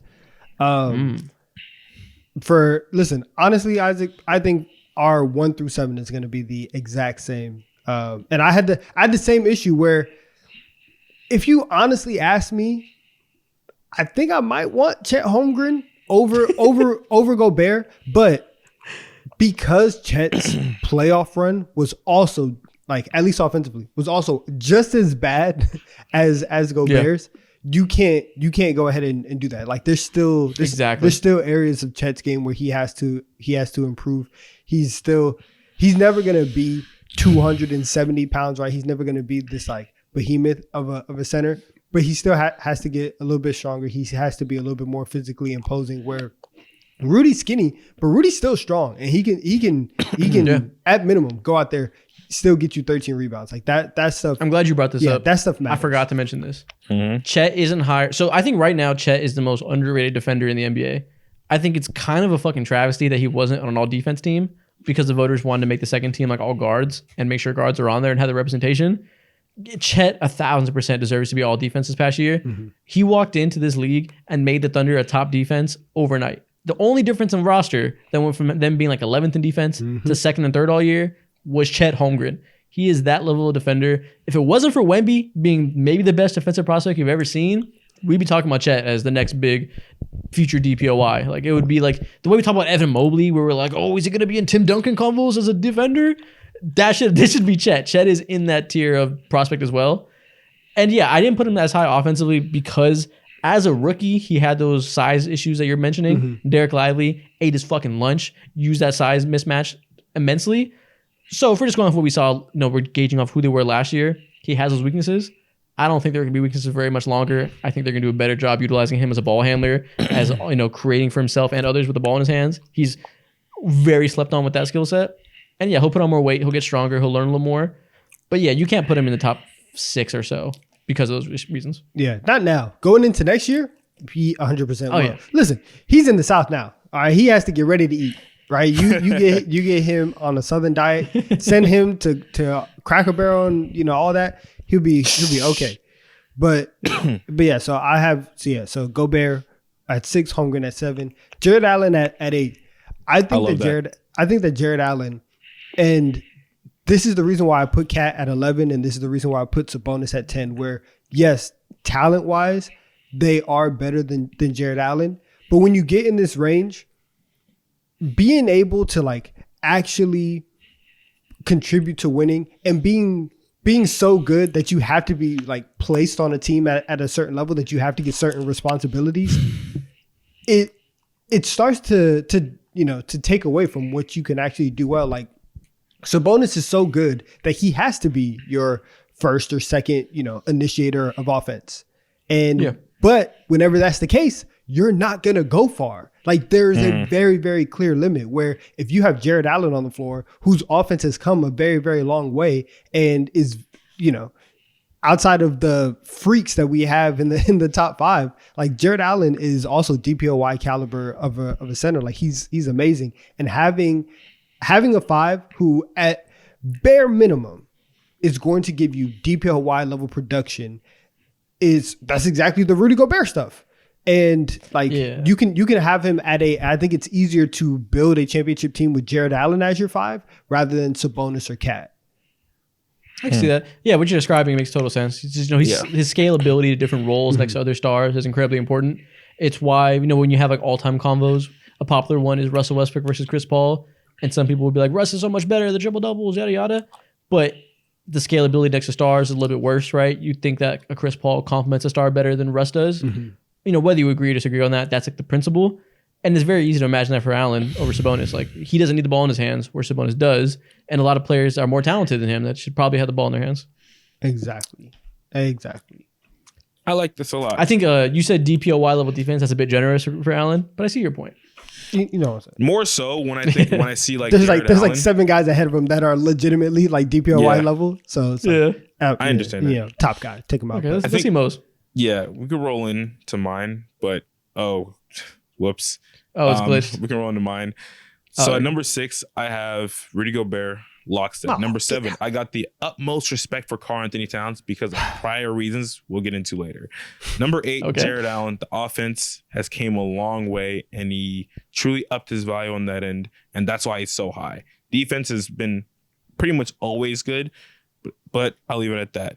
Number 9, Chet Holmgren. I could put him higher if you want to put him higher. I do not care because he's genuinely like that. Number 10, Porzingis. Okay. So what are these reasons that you love Towns so much? Tell us. You said personal reasons? Remember. Let's hear 'em. So around when we first started this pod and when the Minnesota Timberwolves had like the most disastrous season with him during that first year, through injuries, of course, and all that stuff, and just like having to like adapt to playing with Rudy Gobert, I genuinely thought that they had to like retool the entire team, starting with Karl-Anthony Towns, because I just didn't see any way where he could like make himself valuable as a third tertiary option on this Minnesota Timberwolves team. And to see him figure out, first and foremost, like he's healthy, so naturally things are just going to work. But to see him like work and masquerade as a 4 and be genuinely effective to the point to where like he's not hurting his team as much. And to see him again, like face those playoff demons and look like a real, like reliable third option. What he did in the playoffs is a legit third option. This is what third options are supposed to do on a consistent basis. Like, yeah, he had his terrible nights, but then also he had nights where against the Denver Nuggets where he's playing great defense on Nikola Jokic, the best center in the world, one of the best players of all time, while also smacking down like the most important threes. But also at the same time too, yeah, dumb fouls and all that. But more so, this is just me showing my appreciation for Karl-Anthony Towns because I think he had like one of the hardest jobs in the NBA at his position over the last 2 years. I agree. Why you look disgusted, I respect his year very much. Doesn't make him more valuable to me than some of the guys below him. But it's only 2 spot difference. I fully respect what he did as well. The same way that you try to get on me where you're like, you don't like DeAndre Ayton because of your expectations. You are putting Karl-Anthony Towns at a spot that he has absolutely no business being in because your expectations were so low of him going into this year. If you want to, I can't sit here and like legitimately look at your list and be like, yes, Karl-Anthony Towns is a better basketball player than Chet Holmgren. Chet did not have a great playoffs compared to Cat. What are we talking about right now? Do you want to talk about It's playoff failures? Because I have a couple from Cat that we can talk about, right? Like that's not the deciding thing. And I think if we're just talking about skill sets, and for Karl-Anthony Towns, who at this point in his career still is mainly like theoretical and like the idea of like Cat and being able to do all these other things, let me actually see you put it in motion. You are a majority talent play. Chet Holmgren, him being so young, is also kind of the same thing, but also very, very good defense. Like there's a reason, part of it was for the bit, but there was also a reason why I put Chet Holmgren on this list in the top half last year, was because I knew that he was instantly going to come in here and be impactful. I still think that the Timberwolves are still fighting a battle with Karl-Anthony Towns and Gobert. Part of that is on Towns, part of that is on Gobert, and it's their fit. I don't think that they're a natural fit, and regardless of how good Cat plays, I think something's always going to be there. Chet is able to walk in to a team and be their basically lone big. They have no other bigs. We've been talking for the last year and a half. Like, can you get a backup big, please? And they're the number one defense. If you put him on 25 other teams in the league, they are getting better defensively. They are going to be a top 3 defense. And he's still able to give them the spacing. He's still able to shoot 40% from 3. Obviously, the volume is not the same as Cat, but he is still there. And at the end of the day, like, it's going to Cat taking 7 threes. 2 of them are going to be stupid anyway. So you might as well be okay with Chet taking his number and Cat taking his. I mean, I see what you mean, but Cat's still one of the best shooters at his position that we've ever seen. He has a ratchet on him, of course. And like, he's a legit force when it comes to putting the ball in the rim still. And Chet Holmgren's just not there yet offensively. I don't know if he's going to get there eventually, but he doesn't need to because of what he does on the defensive end. Cat will never be within 2 tiers of what Chet's defense is right now. For sure. Yeah, I wholeheartedly agree because the versatility is just absolutely ridiculous. But the force that Karl-Anthony Towns has become on offense and him being able to figure out how to make himself as valuable as possible in the disgusting situation that he was put in is what... The force. We're giving him credit for scaling down. We're giving him credit for scaling down and being more of a role player. I don't know if I'd call him a force. You don't know how hard it is to be like, okay, can this dude be our number one?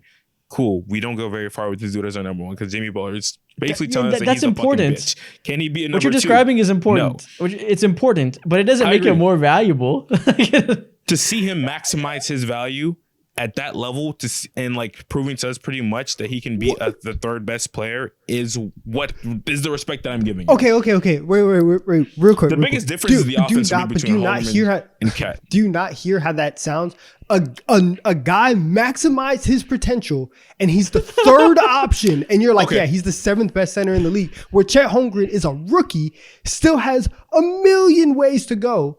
And he's already a elite tertiary option on the team. You can even say like, hey, if you want to put him into like the secondary role when his offense starts developing, we can do that as well. But the fact that like that Cat, best case scenario, oh yeah, it's behind you. It's behind Anthony Edwards and Nas Reed scoring and Jaden McDaniels scoring, and then we're gonna get to you. Like they would be the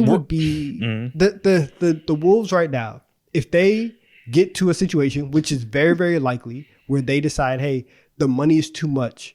We have to start moving stuff around. Who's the first one to go on that team? This is just like, well, I said it last year. I thought he was going to be the first one to go before any type of success happened. Exactly. More so, he's the most expendable person on that team. Yes, shout out to you. Situations. You have grown and you are a better player this offseason than you were last offseason. That does not make you a better player than Chet Holmgren. That does not make you a better player than Jared Allen. You are not better than Porzingis, who is I wholeheartedly disagree with that because Porzingis don't be playing. You're a New York Knicks fan. You lived through that time where he's just not playing. He's not doing anything on the court whatsoever. There's never seen plenty of times as well where Porzingis has had the exact same issues as Holmgren in terms of just being like out physical and out bodied, and that's something that you just cannot do with Karl Anthony Towns. That right there, just being big and taking up space and like being strong is what helped the Minnesota Timberwolves overcome the best player in the entire NBA, Nikola Jokic. And that is just like, you can't discount that. Him being big and being strong, and for any center, yes, that matters. Also, if you know how to use being big and being strong, because Cat still doesn't know how to do it because he gets 4 or 5 fouls instantly. Like the foul trouble stuff is still very, very real. Again, the shot selection at the end of games is still very, very real. You have to come. I've never seen there's just so many moments with Cat, and this is like the least amount of like true basketball analysis. I have never, ever, ever seen a player score 60 and the coach was like, nah, that's the worst game of basketball I've ever seen in my life. Like, get on the bench in the fourth quarter. It's small. For me, it's small moments like that where you can see that, one, that the vibes are off, and two, if Karl Anthony Towns is your best player or if he's your second best player, it's the same thing at Sabonis. You have an inherent ceiling and you're just not going to go anywhere. And you need Anthony Edwards to be playing at a level that people say, is this Michael Jordan to have the Minnesota Timberwolves and their defense? You need Michael Jordan and a 4-time DPOY to make Karl Anthony Towns be in a situation where you're like, oh yeah, like this actually kind of works. Like it's actually not bad. I mean, yeah, but at the same time too, while you say that, in order for Chet Holmgren to be the valuable player that he is as well, you need Shea to be one of the best players in the entire NBA. No, you don't. He'd be an elite defense no matter where he is. So, yeah, I agree, but put him on the Nets right now. What he's at best, he's going to be an elite offensive player wherever he goes as well. Same thing applies. Elite is a very strong word anywhere he goes. Karl Anthony Towns is not an elite offensive player.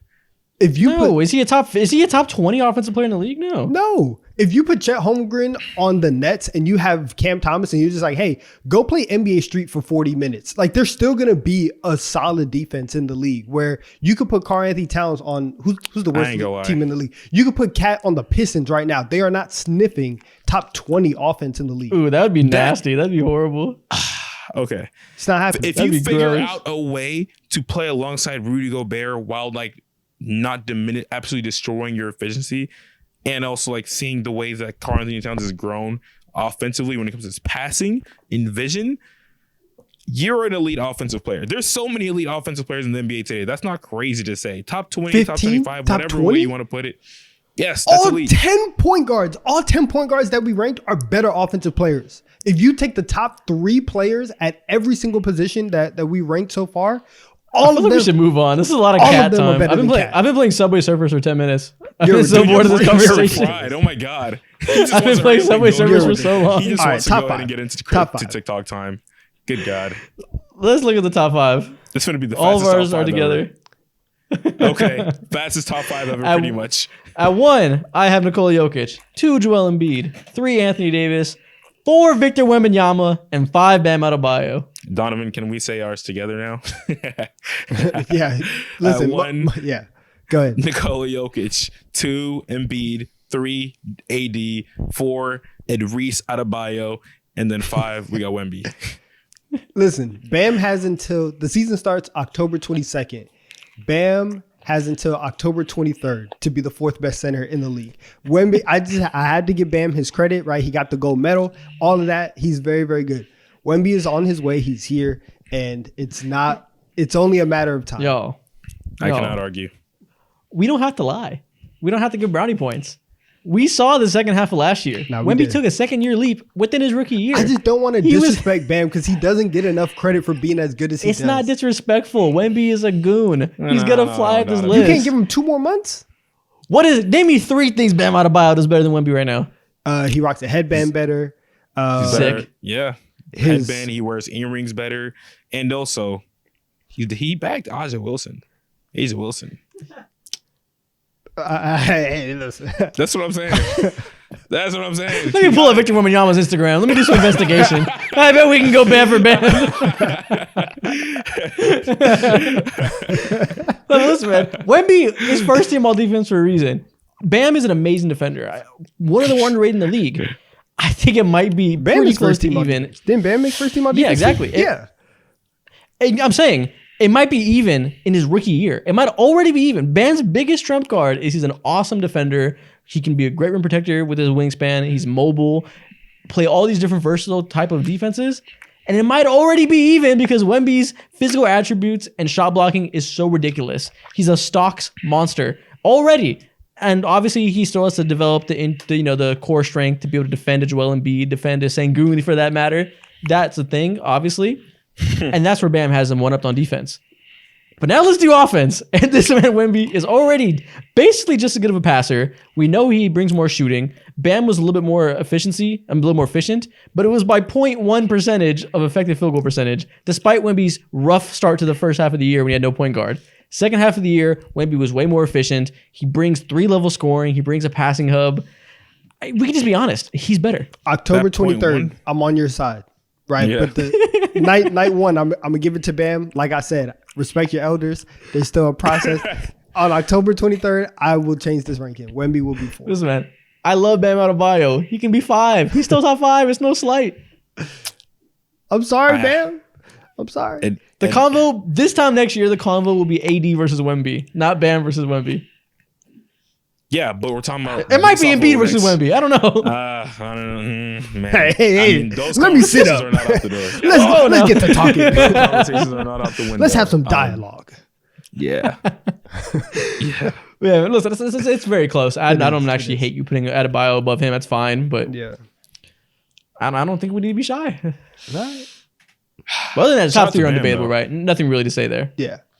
Jokic is Jokic. Joel Embiid, insane scoring season last year. And AD, he just get it done on the defensive end, bro, while being one of the most valuable offensive players Just get too it as done. well.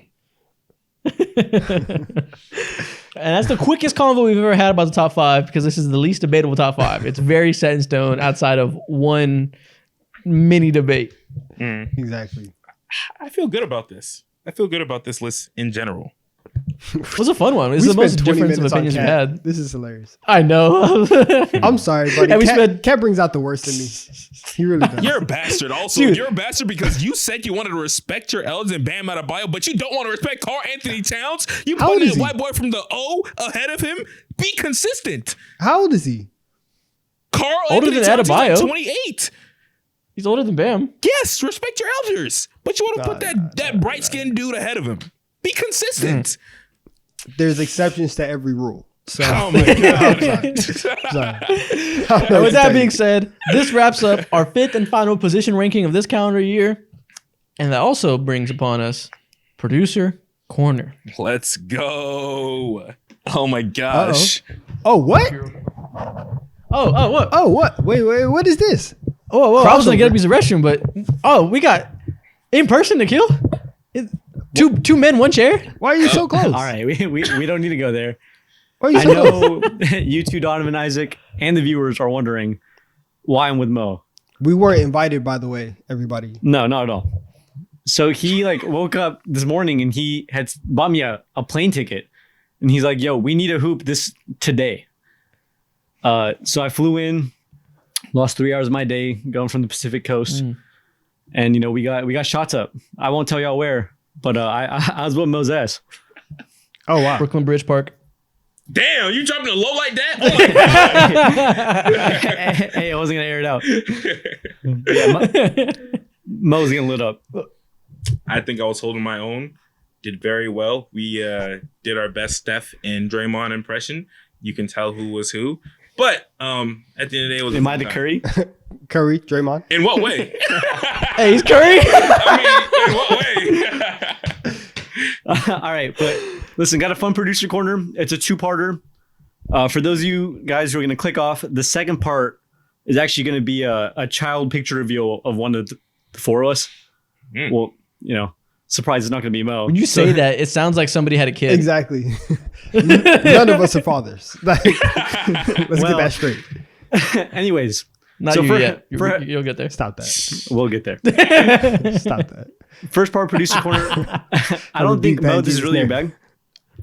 But we're going to blind rank comedians. Comedians? Yeah. Okay. So Okay. I've heard Isaac and Donovan talk about like comedy and stuff a lot. I'm not sure I've really heard you talk about it. I'm getting into it. I'm new. Mo's not Okay. funny. But you can confirm. I have getting an into order laughing. written out. I'm not cheating here. You can see 5 names there. Okay. It's written out. So I'm not going to do any swaps. That being said, let's blind rank these comedians. Okay. Okay.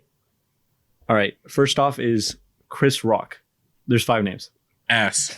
Stop that. Damn. Ass. Stop. Chris is When's the last time easily you at- watched a Chris Rock special? I mean, he's old. He's washed. He's retired, essentially. Okay, He's I gotta not- think about it in historical context. Let me sit back. like 3 Are weeks we, ago. are we gauging their peak or their current state? Because he's kind of Chris Paul status right now. Listen, there's a lot of comedians think at the peak. Chris Paul state right now. So, Yeah. and I think the ones on this list are probably going to be in their Chris Paul era. Okay, let's judge everybody at their peak then. Yes, In their prime, at Chris their Rock's 2 or 3. I think 3 might be safe. 3 is safe. But like I'll go 3. his movie peak is outrageous. Like he's very, very few people are in his tier of like movie fame of comedians. Also, There's definitely better stand-ups. he has. Well, okay, his peak stand up has an argument for like a top 5 stand up special, and the fact that you have Everybody Hates Chris in there, that is elite. So I think I might put Chris at 2. Madagascar? Okay, let's go 2. Yeah. Everybody hates Chris. Okay, we're talking about this like other when it comes to like their entire body of Yes. work. I see. Yeah. What I we're think Yeah. so. I mean, if he's made you laugh in any way. I thought we meant like just strictly stand up or whatever. But I got you. All right. Second up Okay. is John Mulaney. I love 3 John. or 4. I'll go 4. They're right. His his peak is very writing, high, though. but you probably have other legends on here. They're like, there's gonna be a Chappelle probably, Chappelle's definitely on Bill this list. Burr. I'll go 4 for Mulaney. Yeah, Mulaney's peak. What's his body of work? Mulaney's look like a mostly stand up. He has some acting too, but his peak is like he has like 3 great stand up specials. Mm. A little more niche guy though. He's like a Donovan Mitchell type or something. Yeah, and his strength is also like in his writing, like him writing on SNL and writing for other people. So it's not like in the mainstream. He's in the like Bear. that. He's real funny in the Bear. Yeah, He doesn't sound real versatile. we'll go 4. We'll go Okay. 4. Yeah, just because there's probably other legends, but 3 would be okay. All right. So next up is Gerard Carmichael. 5. 5. Why is he in this? 5. Shout out Gerard. I like him, but he's not in these combos. Yeah, Wow. Okay. But All right, that I'll put him one at 5. special, the special about him coming out was incredible. It wasn't because it was funny, but like it was incredible. It was great, like media. Okay. Okay. is it? Yeah, I'll put Gerard at 5. Sounds Even like though a that Make-A-Wish number 5. I like That I sounds like. terrible. Well, He listen, is like, making Wish He's dope. if I was redoing this personally, I would put Gerard at 4 over Mulaney, but we already put Mulaney at 4. Oh, Geronimo Oh, Mulaney is Mulaney, wow. outrageous. No, it's not. It's You love that mediocre ass sitcom. I like No. the show. Yeah. You are disrespectful. First, It's don't fine. you ever disrespect the fine. Stop that. Stop. The Carmichael It's not the strongest facet of his life. I'll tell you that. Stop it. It's strong. It's good. It's cool. It's not enough to put him over John Mulaney. It's good. You listen. Shout out Mulaney. I love you. Right. Listen, you came back. We're not doing Bro, that. Stop that. Coke Mulaney is a top tier peak. I'm not gonna lie. That was a peak to be remembered. Didn't you see him? Didn't you see a special? No, but he's Yeah, I saw him post Coke. yeah. I saw sober Mulaney. Well, he did coke. Yeah. Oh yeah, big time. He had to go to rehab. But he's back now. He's back on these streets. Yeah, he's like Eminem, where he was at his best when he was off the shit. He's good now still. He's had a comeback, but man, when he told coked up me Mulaney was different. plus 10 on attributes. Yeah. God. Okay, we have 1 and 3 left. Who are we going with? All right, next up is Pete Davidson. Oh, Pete should be 5. So I guess Pete should be 6. Damn. yeah. So all right. So we'll put Pete at 3 then. We're just We not should have putting put him Mulaney at at one. 3. Fuck. And so I last, should have known that Nikhil wasn't gonna pull out more legends. Like this bag's not that deep. no, okay. All right. He's talking Your stand-up bag isn't that deep. Like we do know that. Buddy thinks he's a comedian. Last but not least, Chappelle. 1. Yeah, Chappelle's gotta be 1. That's why we left that spot open. There we go. Post 2020 Chappelle. 7. That's a Chris Paul state comedian. That man is in the dumps right now. Damn, really? You're not making. You don't Yeah, have he's no been more? Yeah. funny for like 3 years. Yeah. Damn. No, yeah, he's currently on Nuggets Westbrook time. Oh my god. Ugh. Actually, not that bad, No. but it's not great. But like you know how we feel whenever like Michael Porter Jr. or Jonathan Isaac get in front of a mic. Oh. Yeah. That tells me everything I need to know, and I haven't watched a second of Chappelle. Yeah, yeah. his In fastball 2020. is still there, but all the change of speed pitches aren't quite what they used to be. Yeah. Keep him aside. We're 1 note. All right. There we go. That's our blind ranking. Pete Davidson, you ruined the whole fucking list. Shout out Pete Davidson though. All right. So, Yeah. so for the second part, producer corner, I sent you guys a picture. It is the first picture of Donovan as a kid. Let's react to this. So are you putting the onus on me to edit this in post? Yes. Is that what we're doing? Yeah. God damn it. Bro, just walk All right. over and change the picture. Like, what do you mean? Get off You're the in the chair. same room. I don't have it pulled up in a good way. It's all good. Okay, It'll be whatever. okay. Here we go. Okay. So this is Donovan. Wow. Donovan, Wow. how old are you? Here. Let me see. In the picture that Like you sent 8 or me, 9. I was probably like 2nd or 3rd grade here. This is insane. Maybe first.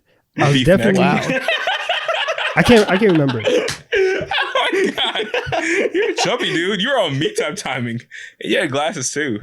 Holy I don't even know what shit. to say about this other than you were ugly as a kid. Look like a jump scare. Damn, you were on meat time timing literally. Only difference between me and you is you had glasses and I was darker. That's it. No, I was. Maybe your swag was a little better. Maybe your swag was a little better, Nah, but it- this is it only the top wasn't. half. It wasn't. It wasn't. It was okay. It was You're okay. just like me. Then fuck, we were cooked. Yeah. You look so chopped. Yeah. I hope you were good in the classroom because outside of it, I don't think you were. Oh no, I was a star student. Like I was. Listen, I can tell. Yeah. I think you Grinding also those you were an times actor, tables. right? Like Corey in the House. come on now. I actually was timetable champion. I was that. I was line leader. We were everything. I was. What's 8 times Listen, 9? at the end of the year, I was trusted with taking the books back to the book room. 8 times Oh, 9. no, I was Don't in stall. You were smoking that clarinet. Stop it. You know I play trombone. Come on now. Oh, you did play trombone. When? From What six- age? from 6th grade to the end of high school. Wait, so who's cutting your hair back then? I lady. don't remember. We At might have gotten in this, the same place. The $5 cuts by Fiesta. Nice. He's not denying. nice. I don't remember who's cutting my hair. Also, where was this picture taken? It looks like it was on maybe like a Ferris wheel at the rodeo or something, because I think that's in our or like Reliant Stadium in the background. That's what it looks like, but I can't remember. Wow. That's crazy. Who would have known this kid would have turned into one of the biggest haters on the internet? So smiley, so happy, just the joy. The third biggest hater in sports media. Wow. All right, I just sent the second picture. Jesus fucking Christ. Significantly better. Here, Mo, check this out. What's your initial reaction? Hey guys, Uncle Al. Oh my god, that box is crazy as hell. It looks like a paintbrush. I was We're doing watercolors. Listen, I was bringing it back. At the same time, the only people who had it were me and Amon Shumpert. And Hold on. Did you get this because you watched the movie Dope? no, I didn't. No, this was pre-dope. This is pre-dope. Pretty dope. Okay. This is pre-dope because dope was 2015, so we were in high school. This is 6th, 7th grade, I think. Oh, you were an OG. What do you Yes. what do you win? What are these medals? They're like academic medals or whatever for like honor roll or whatever. Exactly. No, I mean I've been there. I'm Yeah, not. what do Listen, you I win? was never winning races. I'm not running track out here. I'm. That No, was I think we could have deduced that. exactly. This is not that bad. When do you All switch right, to contacts? relax, goggles. Relax. Relax. And listen, we'll get to the goggle story another time. Goggle story. That's a story to be told. Interesting. This is hilarious. Are these the only two pictures we got? Yeah. These are the only two pictures we got. Honestly, That's the great. aura got better and better. That was a nice glow up for sure. Yeah. I like hope to so. see I it. hope the aura didn't decline from second grade. It's like, damn, I peaked in second grade. That's crazy. I was the coolest 8-year-old in town. Wait, so Julie Newman. whenever you took this picture, I want to like over under how many girlfriends did you have back then? What do you think? Like, what are we talking about here? What would you set the He line was at? 8 years old. No, Damn, were you pulling like that when you was the 8? seventh grade. What were you doing when you were 8? I'm gonna guess like 3 talking stages. Do you see what's on my head right now? What are you talking about? But the over under is 0.5. Take the Bro, under. he's literally has medals around his neck for being the class's biggest nerd. Why would you ask this Why question? is it- Listen, what are we I used to talking pull about with the here? same circumstances. I'm sure he what did are the you same. What are you talking about here? This At the guy same saying he had time, it flooded in the playground. Oh my You god. used to pull in 7th grade? Who am I Listen, sitting right here? I'm not saying it was Okay. anybody worth pulling, but I had aura. listen, no, listen. Okay. I guess whatever. Listen, I have these massive glasses. I have a flat top before anybody like brought it back in, and it was cool. Trendsetter. The demographics of the school were not aligned with my culture.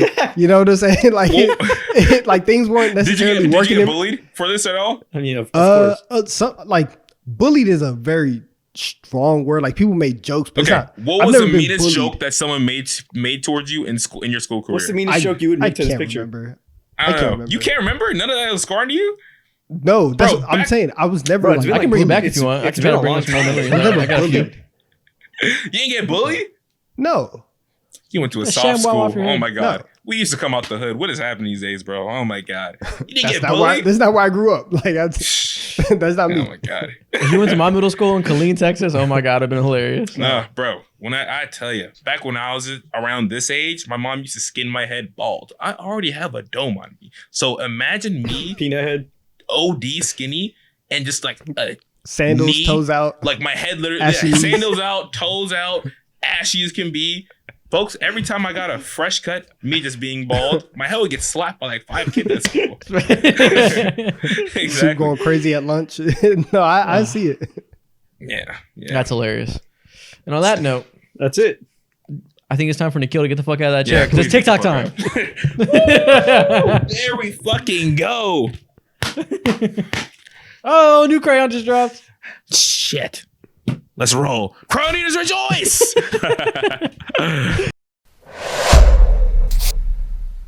Welcome to TikTok time. We're once again gonna begin with the draft. And this is an interesting draft. It's gonna be a little bit different. We're only gonna draft players to our lineups that have a first name that starts with the same letter as our names. So Mo has to draft players that start with M, Donovan D, and me I. This is hilarious. Very interesting. Very interesting. God Some of these continues player to bless pools me. are better than others. Yep. God Yeah, continues to who's bless who's me. the best names? Let me see. I don't know. We'll see. We'll see. But you guys know how it works. Point guard through center, drafting entire lineups. Let's jump straight into it. We're going to draft NBA lineups with players whose first name starts with the same letter as us. Mo, who was the first pick? Michael Jordan, congratulations. You have the privilege of being my number 1 overall pick. Come on. Thank God he gets to experience being on Mojo 99's team. Yep. And you get to enjoy these crayons. Where are you going, Donovan? With my first pick at power forward, give me Dirk Nowitzki. Y'all both get position goats. This is unbelievable. With my first pick, give me Isaiah Thomas. And with my second pick, give me Isaiah Thomas. I got double up. Give me both of them. Wait. Are you serious? Oh, mouse in the house. You got Mouse, both just the Thomases? smallest backcourt of all time. Okay. Oh, it's rough out here. All right. At my center position, give me David Robinson. Oh my God. You guys are building super teams. Can't mess with Okay. this. Can't mess with this. I can't compete. At my point guard, give me Magic Johnson. Wait. Oh my Are god. we allowing that? Hold on, yeah. Can we allow that? Because Yeah, you can have it. Go ahead. But everyone Sure. calls him Magic. No one ever calls him Irving. Okay. Yeah, that's fine. Come on, Magic. Welcome to the team. And then Who are you double flanking him up. with? Actually, I want to move MJ to the small forward position. And at the 2, really give me Manu Ginobili. I got so much swag and sauce on my team. Oh my god. Swagger's elite. The ore's bleeding. Just wait until Manu Ginobili sees 5'9" Isaiah Thomas across from him. He's gonna be terrified. The only thing that could terrify Manu Ginobili when it comes to 5'9" Isaiah Thomas is if 5'9" Isaiah Thomas had a gun on him. And he doesn't. This is All right. Don, where are you going? At my 2, give me Dwayne Wade. Wade. Nice. Well, 4-3. at my 4, I'll one up you a little bit. Give me Isaac Okoro. Finally, Isaac Okoro? finally, we're getting Your Isaac to sell namesake? draft. Let's fucking go. And am I you're 3? cooked. Am I 3? Isaiah Joe. Woo! Yeah, take that. Man. Hot steam. What are you gonna do? What are you gonna do about that? Let's What are you gonna do about that? Not a damn thing. Not a You're damn getting thing. fried. You see the triple Isaiah running up on you. What do you do? Isaiah on Isaiah I'm violence. sorry. They got it. Yeah, Isaiah cubed. You got it. All right. At my 1, give me Darren Williams. Yawn. Taking an underrated Isaiah Joe better. point guard. It's a nice bag. They forget about Darren Williams. They don't know about it. It's a nice. We'll never bag. let him forget. Okay. So I got my 4 and I need a 5. I need Give 3. me a pass MVP. Moses Malone. Congratulations. Damn. Welcome to the team. Stacked. Okay. Loaded. Put Moses at my 5. There we go. And then to finish That this was your off, I need a spacer. I need someone with a ratchet. I need someone that can only do With a one ratchet. thing on the court. I need a sniper, dude. Give me Michael Porter Jr. MJ's definitely going to punch him in the Oh. face. But Magic Johnson will find him every single time. Nah, MJ probably agrees with all the shit he be saying. You said MJ would? Yeah. Oh, God. Yeah. MJ would be the one person like, oh, facts. I might need to get MPJ up out of here then. I can't. Don't worry, Moses Malone will set them straight. Yeah. I hope. All right. At my 3, let me get some more shooting. Give me deadlift shrimp. Nice. Spell shrimp. Close your eyes. No. The man's looking down his phone. Where's his name? Where's It's a tough his name? one. I can't even find it. I can't Does even it have find an F in it. that bit or what? All right, lost to close it out, you guys got your 5s. We all got really talented rosters. I'm gonna Ian close out the Mahinmi. winning team with the 4th Isaiah Hartenstein. Ian Yeah. Mahinmi was right there. What the Straight hell? Isaiah's. 4. Oh, 4. Okay, that's what you do. Wow. Isaac, can you please read off your team with pride for the audio listeners? Isaiah Thomas. Isaiah Thomas. Isaiah Joe. Isaiah Hartenstein. Isaac Okoro. I like that. I like that a lot. I have Darren Williams, Dwayne Wade, Detlef Schrempf, Dirk Nowitzki, David Robinson. Jesus Christ. Yeah, I got it. Nice. Solid team. Isaac, I haven't seen that much ass. They don't even have that type of ass in the strip club from what your team is, boy. Oh my God. God. Oh my God. Boo. My team, Boo. Magic Johnson, Manu Ginobili, That was Michael so Jordan, lame. That was such a Michael bad Porter joke. Jr., and Moses Malone. It was lame, but it wasn't wrong. Plus, I have the best team here. How can I lose? Tomato, I tomato, cannot. tomato. Some guys got all the luck. I'm here. I feel good. I feel great. Me. And there we go. That's the end of this draft, y'all. I hope you enjoyed it. Let us know in the comments who won. You better ride with Team Isaiah. That's all I'm saying. Ew. Next thing we're there gonna were do- 4 Isaacs for you to pick? Yeah, there's 4. There was multiple. I could have picked Isaiah Jackson for. I should have picked Isaiah Jackson. No, This is the full Isaiah Isaacs. team. Who's Isaiah Jackson? Oh. The Pacers. No, Isaac Okoro is the only one. He's the only Isaac in NBA history. That I saw. Maybe there's somebody. There's the last name Isaac, but I didn't see any other first names. You had a That's- chance to make That's really NBA that's actually history, really Isaac, interesting. and you decided to do podcasting. Failure. It's really interesting. Next thing we're gonna do, Donovan. I think you have a mascot related video for us. Let me hear it. Listen, I I need, got a bag. listen, I need. I've had a question really all week, and I need you guys to answer it. If you put NBA mascots 1-on-1, who's winning in a fight? I need to know right now. I need to know who's Let's beating go. who. We haven't had enough fisticuffs on the show. Exactly. So I'm gonna show you guys some matchups of NBA mascots. Let me know which one of them would win in a fight. All right. Okay, let's go. All right. First one up. We got the Oklahoma City Thunder Bison versus the Minnesota Timberwolf. That bison looked mad greasy. He looked dirty. He has an odor to him. Bisons are stupid. big. That though. mascot. Bisons That are bison big. is beating the dog shit out of this puppy. Listen, Yeah. counter argument. This bison is cross-eyed as hell. His eyes are pointed inwards. I don't know if he would know. If this dog ran around, he might confuse the bison. He We might don't need get- this bison to have brains. We need him to have brute strength, and I He believe he, can can't do see that. though. He can't see.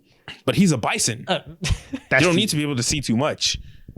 A wolf is a wolf. That It's cute. freaking Timberwolf looks so unthreatening. Look at his eyes. He probably purrs Look at just him. like Cat. He looks like the PBS As between the true. Lions puppets. Yeah. Good He pull. doesn't Good put pull. an ounce of fear into anyone's heart. Nah, I'm taking the bison easily. For sure. All right. Sounds good. All right, next one. We got the Milwaukee Buck versus Hugo the Hornet. Big versus small, right? You think that the Buck could win, but the Hornet, listen, you ever been stung by a Hornet? It's crazy. Crazy painful. Dude, the Hornet flies up his nose, hits a little brain in the top. Might be KO. That's what I'm saying. This is an Ant-Man situation. You know, when Ant-Man shrinks down, he starts finding the bigger guy. That's exactly what this is. I'm taking the Hornet because he can really mess up the Buck's day. And like if the Hornet really applies himself and uses his max agility stats to buzz around, the Buck's gonna be swinging around like an idiot. He's not gonna know what to do. Exactly. He's like Floyd Mayweather. The defense is too outrageous. You can't beat him. There is Too no quick. deer to be feared in this situation. I'm choosing the Hornet easily.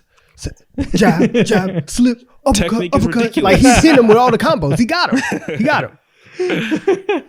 It's a war of attrition, and the buzzing is gonna just make him so mad he's gonna lose his mind, drive him to madness. Exactly. I'm going Hornet. And it's pretty easy. Hornet by Hornet stomps. knockout. All right, bet. Knockout. I like that. Next one. We have the Utah Jazz Bear versus Ew. the Houston Rockets Bear. The Utah That- Jazz man. have a bear. Have you seen the mountains of Utah? I feel like they breed some insane bears up there. They probably breed one of a kind, just fisticuffs. Where you going, Mo? Ah, man. This bear don't look real. It feels like a legend. It looks like a fake Yeti to me. I'm leaning with the Houston Rockets with this one. The Houston Rockets, I've seen him in person.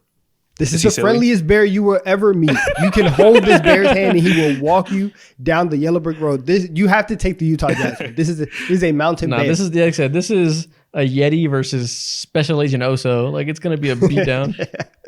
Special Agent also. That's such a I- throwback. I missed that show. That was great. Utah immediately just stomps out. I was gonna say in 5, but I don't even know how we quantify this. Yeah. But listen, shout out to Utah. Finally getting a win, right? Finally getting our credit. Okay, Good Utah. job.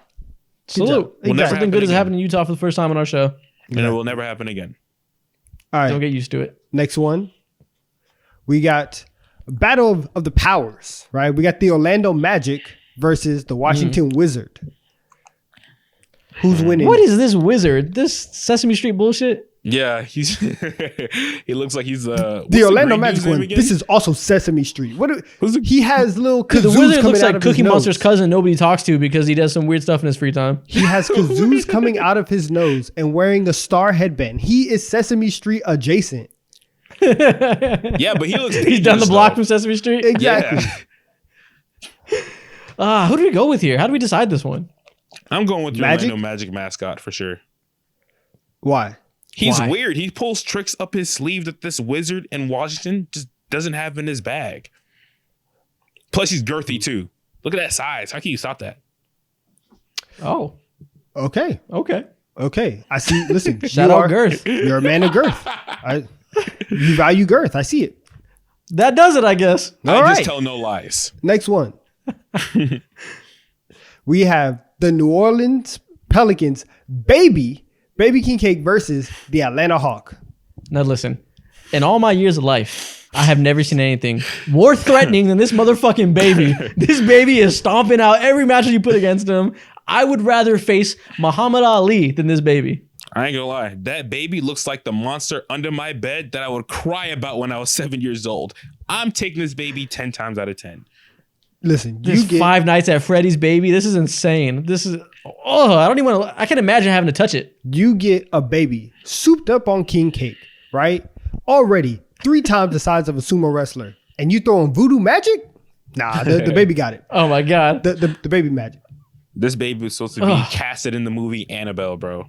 Giving everyone nightmares. Unheard of horrors. Yeah. All right, that's pretty easy. I'm going with the baby in the sweep. Like the Hawk has no chance. It's not even close. No chance. Lock this baby up. Why does it still exist, too? Whose idea was this? I don't know. So much I to think it only discuss. comes out on special occasions, like during Mardi Gras. Yeah, it's like a deep Louisiana culture thing. It's Yeah. like it's a whole thing. Yeah. Keep that shit Next inside. We have the Chicago Bull versus the Phoenix Suns, who's for some reason represented by a gorilla. But we have a gorilla. We have a gorilla versus a bull. Which one's winning? Oh, listen, I ride for Benny the Bull. I fuck with him, but that's a gorilla. There's a gorilla on the other side. Have you seen a gorilla fight? Listen, they have thumbs. That moves me. But a bull is a I might have to roll with Caesar. His name is Caesar? Oh, No. I gotcha. This guy. No, listen. This, But then again, horns. I horns. agree, but this gorilla is menacing because back in the listen, this gorilla, he knows how to do flips. I know he can ride a motorcycle. He could do a lot of things that bull just can't do. He can ride a motorcycle. I got my He's gonna be Dr. jousting. Umar hat on right now. I just don't like the fact that it's a gorilla. Give me Benny, bro. Why is there a gorilla representing Phoenix? What does a gorilla have to do with Phoenix? I'm putting a As a red good shirt on ally, that- I guess I'm rolling with Benny the Bull. Yeah, that is crazy. We need to have real discussions. Let's talk Exactly. about it. Stand for something. I like that. I like that. All right, next one. We have, I think this is the best matchup of them all. We have the Denver Nuggets Mountain Lion versus the San Antonio Spurs Wile E. Coyote. Look at those coyotes' eyes. Who's winning? That is a coyote that plays with his nose. I'm not sure I want to see him in hand-to-hand combat. That man loves snow for sure. I'm I'm not sure I want to see him in hand-to-hand combat. Absolutely. Listen, it's snowing in Denver though. He can get up there. If you get him in Denver, the altitude is crazy. I don't know if they have coyotes out there in the mountains. There's just a cold darkness behind those eyes that you give him the right circumstance to unleash it. I think it might be violent. You know He's been what? through some years of pain. I don't want to know what's behind that coyote's eyes. I do. I actually do believe you because I've seen the Denver Nugget Mountain Lion pass out midair. Sometimes He the don't got it stakes in are- him. Exactly. The lights are just too bright. And the coyote, undefeated. Never lost. Never He's lost. never taken an L. He's Wishing fighting that bats. coyote. Exactly. Chase He's doing after everything. bats. San Antonio, this one's for you. I'm taking the coyote. This one's for you. I agree. There we go. Easy win. All right, and that's it. That's all we got. That's the last one. Look at some good mascot content. Like that. That was amazing. Next thing we're gonna do, I'm gonna show you guys 2 NBA highlights, or rather screenshots of highlights because they're pretty well known. You guys have seen them before, and you guys can tell me which one was more impressive. Okay. Talk to me. Yeah. So which play, big moment play, whether it be the moment itself or the skill needed for it, whatever it is, you tell me which one was more impressive to you. See, I like First this. one. This is a pure vibe play. That's Yep. what I do. Giannis is blocking the finals or LeBron's blocking the finals. Stop it. Stop it. This is 4-0. Actually, no, not 4-0. Let me respect. No, it's a I conversation. At respect, least I a little respect bit. Giannis. I respect Giannis. This is a 4-1 gentleman sweep, but blocked by James gets this instantly. It's just no question. It's hard to look past the moment of blocked by James. I think Giannis's might have been more physically impressive, but again, the sealing the GOAT's moment, blocked by James might have to win. 2016, Game 7, the peak of NBA 3-1. basketball for a lot of people. One of the greatest games we've ever seen, the greatest moment, and then you have the most swaggerless NBA Finals of all time. So yeah, Did you see the way that Giannis came up high on the screen and stopped the ball handler and was able to retreat back, That's what we're playing the talking weak about. side help? It's easily. It really shows the versatility of modern defensive big men to the. Sure. shut up. Yeah, it was blocked by James. It's easily LeBron. What are we talking about? Shout out to Giannis, though. Yeah. Okay, next one. Kyrie's hook shot game winner or Anthony Edwards dunk on John Collins. These are easily some of the 3 best moments of the entire season. I agree. Now, Listen, this might be the most difficult game winning shot I've ever seen. But also, Ant dunked the man into a concussion, and that's kind of funny. it is. He knocked his lights out, literally. After this happened to John Collins, notice how no one's ever seen or heard of him since then. He's gone. Mm. He deactivated his Instagram. There's been a lot of chicken sandwiches lately. Y'all notice that? Listen, it always get the is reference here. impressive. It always is impressive seeing somebody drag their nuts in somebody else's face. But what Oh my Kyrie, God. but what Kyrie did, a left hand skyhook over Jokic, I legitimately think that's the craziest shot I've ever seen in the NBA. Yeah, this gave all the back talk, all of this like great he most type of skilled- basketball fans. This gave them ammunition for like a decade to say that Kyrie is the most skilled player of all time. Because I can't even argue with them. If you watch this happen and you don't think I've never seen anybody more talented than this, you're probably right. You can't do that move on 2K. Like Facts. that's how Good difficult point. Kyrie's thing is. That's hard. I think There's that no button trumps all. combinations that get that done. Exactly. Yeah. I guess it's Kyrie. Kyrie, you win. Next one. Damian Lillard's game winner against OKC or his game winner against the Rockets? Was this both for the series? Yep, they're both series clinching. Dame is insane. Oh my God. Ridiculous. You know what it is. With that being said, We know which one it is. will you give us an opportunity to laugh at somebody like you did against the Thunder and force Paul George to say the dumbest thing he's ever said? Hard not to pick that one. He was talking mad shit. Damian Lillard was talking mad shit with Russell Westbrook throughout the entire series too. Haven't seen 2 point guards bark at each other like that in a long time. I'm leaning towards Damian Lillard's game winner in that series. Genuinely one of the coldest things I've ever seen in my life. It had so much audacity too to just like pull it from that deep. Like it's a more impressive shot, I think. No, don't get it twisted. Not pull up. Step back from 37 feet. The audacity, the unmitigated gall. Like it's the best crazy. defender on the other team, not giving a fuck, not calling for a screen. Just like I got it. That's amazing. That's the shot he wanted, right? Whatever play Terry Stotts drew up, Dame in his head was like, "Nah, I'm actually gonna get this 38 step back, this 38-foot step back," and it was the right It's a decision. ball game. Oh, like that. Yeah, yeah. I'm going Dame. All right, next one. Curry's half-court game winner against the Thunder or Curry's Olympic shot from this year? Dude, recency bias is obviously kicking our ass right now. That This shot, against the Thunder might be the most energetic shot I've ever seen in the history of the sports. and it This shit. wasn't even his home crowd too. He was away. This He was has in to be the OKC most doing this. audacity. Nobody's ever had more audacity than Curry in this 5-second span. But then again, the Olympic shot is pretty audacious. If you're going stakes, you have to go Olympics. But think about like the fact this step shot is a shot from the middle of January in 2016. Really? Like nobody Wow. ever And we still cares. know it. That's what I'm saying. Nobody ever cares about January basketball except for this Steph Curry shot. And not to be dramatic, I think it might be like a basketball culture defining shot. Because this was like people were like, oh, we're in the 3-point era. This little guy is winning games like this. Like this is a different type of demon. Helped solidify This a shot lot of ushered in a things. new era of basketball. Do you understand the clout that comes with that? Also, opened up the double bang era from Mike Breen. We never. Oh, this never is, mind. It's a sweep. That's what I'm saying. We're This going is the OKC. first double bang in NBA history. We have to pick Good it. note. Good note. It's a sweep. Shout out OKC. Getting gamed on. Next one. Andre Drummond trying to dunk Torrey Craig self-oop or Andre Drummond missing a fast break dunk by rimming it in the front. Listen, Andre Drummond never fails to surprise us. exactly. Accidents happen, right? Sometimes you don't jump high enough, right? You might miss a shot. That's fine. Trying to dunk over your own teammate on a self lob. What are we doing? What But is then again, happening it's here? Then again, It's though, impressive. You look at Torrey Craig. Torrey, that's not in your bag. Why are you throwing the alley oop to yourself? You could do it, but come on now. Torrey Craig is so confused because one, he thought he had a wide open shot, and then he looks up and he's like, "What is on my back?" Like it's just He thought he crazy. got blocked by James. It's just crazy. He said, "What's all this movement back here? Like, what is happening? What's all this movement? what I feel like? What is happening? Like, it's just crazy." Recoil. What? Yeah. No, it's the. It's So which Torrey one's more Craig. impressive? It's impressive.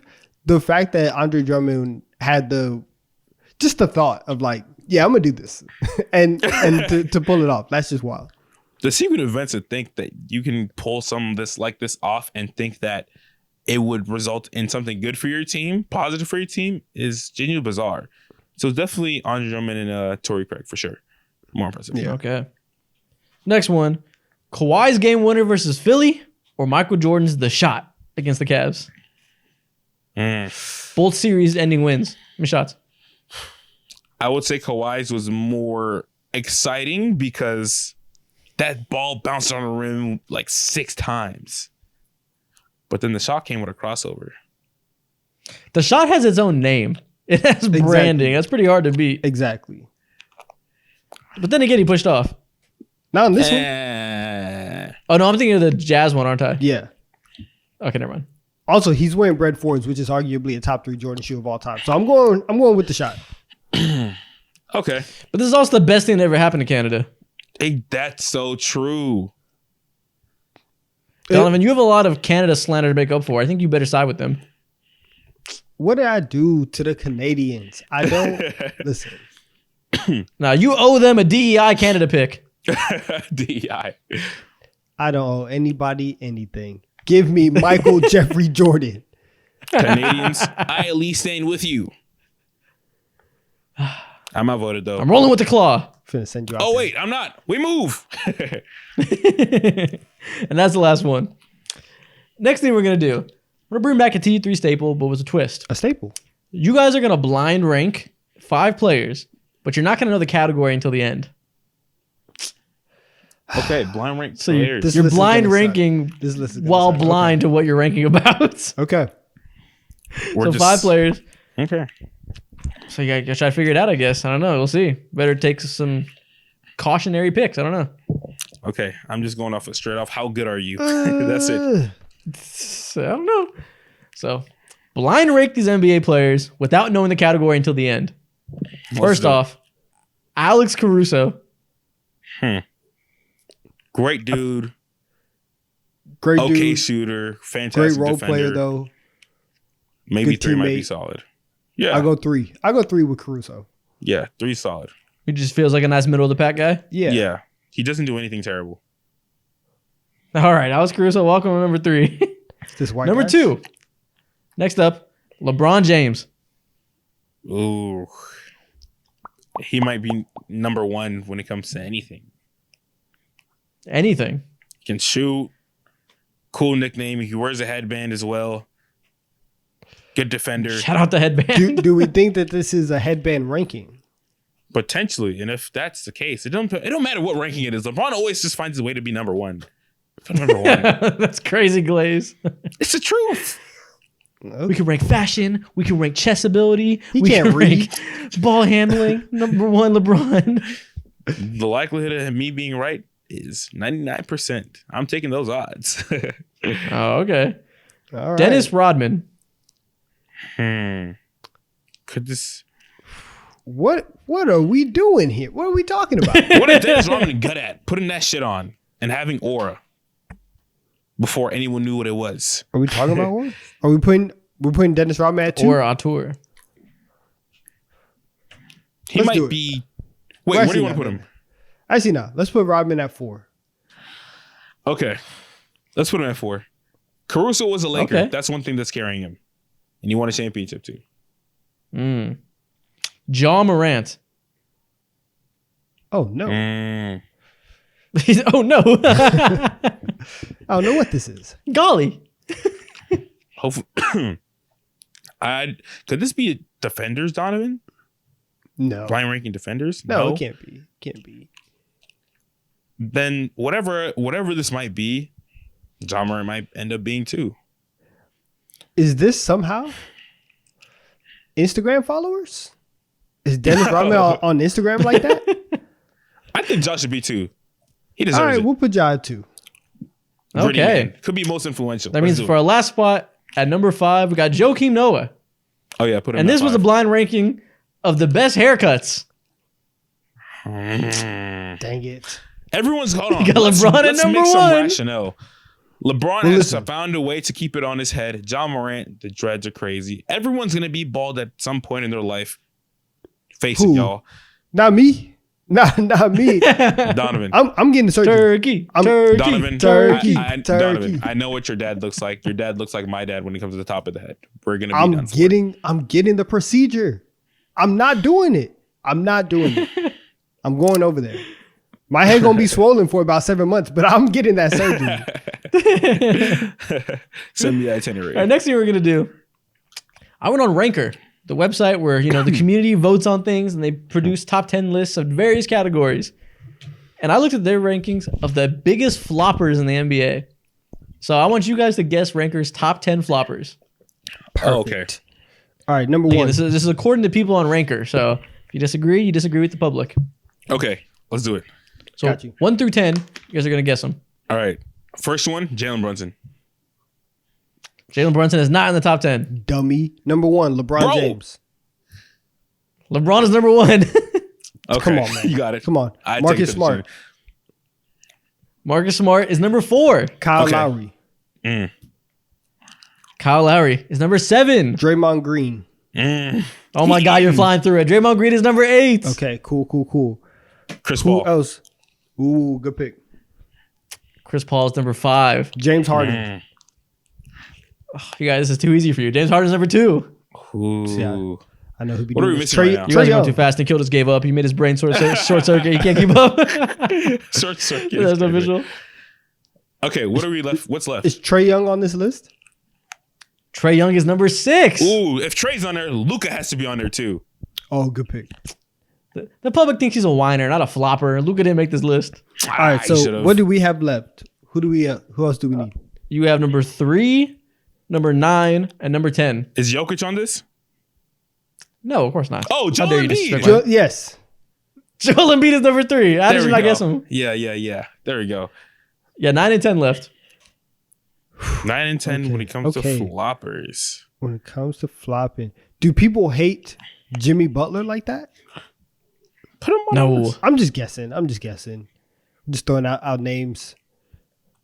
Who One's else? a washed up star and one's a role player. A washed up star? Russell Westbrook. Russell Westbrook makes the list at number 9. Wow. my goat. And Damn. a role player. Even in his washed era, they're still shitting on him. It's unbelievable. All right, number 10 is the last one. Okay. I gotta look at They the standings hate for on this guy. This is a guy a lot of people don't like. Oh, Someone- Pat Bev. Not Pat Bev, but you're not far off. That's not a bad guess. Who else is like that? PJ Tucker? That's not a bad guess either. Damn. I'm running out of steam. Yeah, we might be fried. Oh, No, you guys lost. It's over. We're It's so, done. We're so close. We're so close. Give us one hint. One hint. Please. I don't even know the hint. Please. He has beef with somebody. He has beef with somebody. There's so many people with beef. Austin Rivers? Nope. You got one more guess. Not Austin Come on, Rivers. Mo. Okay. Come Is he through. play for the East or West? One more guess. Come on, shot clock. Please. Give it to us. Let's get it. Come on now. Don't lose. An old star that has beef? We already said I didn't Chris say he's an Paul. old star. Oh, you said washed up. Oh, So he's he's- a role player. He's a role player. We're past that. He has beef with somebody. You guys lose. It's over. Dylan Brooks is number 10. Hmm. He got Damn it. If he would have said West, it would have been gotten. But he didn't He want to give strikes us again. any on. He He didn't want to strikes. give us any Easter eggs. We did good though. Nope. Hey, yeah, you got through 9 of them. We know the people. Shout Shout out to you. us. We know the people. Last thing we're gonna do, I'm gonna name 2 NBA teams, and I want you to tell me which one you think is gonna be better next year, Okay. Serious, you know, some serious based talk on the now. moves they made, projecting to next year. Who do you think is gonna be the better team? Let's do it. Real simple. First off, we got the Lakers or the Warriors. I have very little faith in the Golden State Warriors next year. Give me the Los I Angeles have Lakers. absolutely no faith in the Golden State Warriors next year. One of these You don't teams believe has in Jonathan 2. Kuminga in year 2 pods? No. Did you say Donovan Kuminga? My bad. Jonathan Kuminga in year 2 pods? You have so little faith in them, you can't even say his fucking name right. We're going with the Lakers. Jonathan? Yeah, I'm going with the Lakers. End of the day, they still have LeBron and AD. They have continuity at least. They didn't lose key pieces. I have a feeling they'll finish with more wins. And as a podcaster, I have to support my fellow podcaster, JJ Redick, as the new coach. We're going with the Lakers. Podcast power. Unite. All right, next up, the Thunder or the Celtics. They're both Regular machines. Feels to me like a finals matchup. I think in terms of record, the Celtics are probably going to be better naturally because they play in the weaker conference. True. But who do you think will win in a series? Who Do you would feel win like the Celtics series? do you feel like the Thunder have reached that level to be neck and neck? I think SGA is better than Jason Tatum. I think it's all Agreed. about the second year guys or the third year guys and Chet and J Dub. It depends on how they ascend. If they ascend to that level to where they can truly be Shay's Batman and like the Alfreds of the group, then I see them winning. It's all about their potential, to be honest with you. See, Yeah, but that's the thing. I'm cool with taking that bet. I feel very happy betting on them to progress. I already don't Chet is think better than Porzingis. J Dub, Facts. the pressure is on you. What are you prepared to do about it? exactly. Listen, they're not just Robins and Alfreds. It's Batman, Batman, Batman. All 3 of those guys have insane potential. I believe in J-Dub and Chet. All right. Yep. Hardenstein coming in as a super 6 man. I Jaylen think we Brown. might be in for an OKC title year. Okay, we'll see. Watch out. They got it. Don't sleep. All right, next up. The Knicks or the 76ers? The New York Knicks will wash the Philadelphia 76ers. They did it in the playoffs last year. Wash? They did it in the playoffs last year. They'll do it again this year. They'll do it again in the playoffs this year. I don't want to hear anything about these guys. Bro, Paul they added George is Paul walking George. through those doors. He is terrifying Madison Square Garden. Listen, microphone in hand. I know Podcast B has something ready for me. I know. I know he's prepared to come to New York. Yeah, for sure. Get out of here. This is Nah. tough. I might lean New York because the continuity is just insane. But Tyrese Maxey, PG, and Joel Embiid, Kelly Oubre still there, Kyle Lowry coming back. It's a good team. No, I'm cool betting on the Knicks. I think the combination of OG and McHale is going to be outrageous in terms of defense. I don't know how you're going to be able to contend with that. That's going to be extremely hard to get anybody's game off besides Joel Embiid. Do we think Joel Embiid's going to have his first healthy playoff run of his career? No. Probably not. Feels safe to go with the Knicks. Bro, he's like 30. I'm not betting on. I'm not making that bet at all. Yeah. Them knees are done. Death, taxes, and Joel Embiid injuries. It is what it is. Pain. Next up, the Spurs or the Pistons? Oh, man. Spurs are going to be way better. Way better. Way better? Yeah, you telling me you believe in Tobias Harris and Tim Hardaway Jr. as the major offseason acquisitions compared to Chris Paul, Harrison Barnes? I believe in no more Monty Williams, and that counts for at least 5 wins. Shit, we don't have to say anything else. I believe in Victor Wembanyama. End of story. Old man Chris Paul throwing said him it. lobs. He said it. I believe in Vic. I believe I in Vic. believe And in Wembanyama. I believe in Wembanyama. true. That's And their I hope. believe in the idea that Jeremy Sohan is not a point guard. So we won't have to waste half the season doing stupid, nonsense. I'm out of it. I agree. All right, Spurs it is. Next one. We got the Grizzlies or the Timberwolves? This is tough. No, But it's I'm not. leaning Memphis. It's not tough. The Memphis Grizzlies, easily. This is a team that we should expect to be a top 2 seed in the East in the Western Conference. I'm with you, man. They're going to be so good. I feel like I should give the Timberwolves the respect, right? They're going to be just as good as they were last year, and they were in the conference finals. So, they deserve to be a little bit better in a playoff setting. Don't be surprised if the Grizzlies win more games in the regular season. At least they're going to be incredible. The Minnesota Timberwolves are going to be relying on a rookie for more offensive juice. 2 rookies for offensive juice. Memphis doesn't have any of those types of worries or questions. They just need Zach Edey to be like these, be big, set screens. That's it. I'm leading Memphis. All right. Demon Edey's going to carry them. All right. We believe in Demon Edey. You believe are. in Demon Edey. I believe in Demon Edey. Rudy Gobert has nothing for Demon Edey.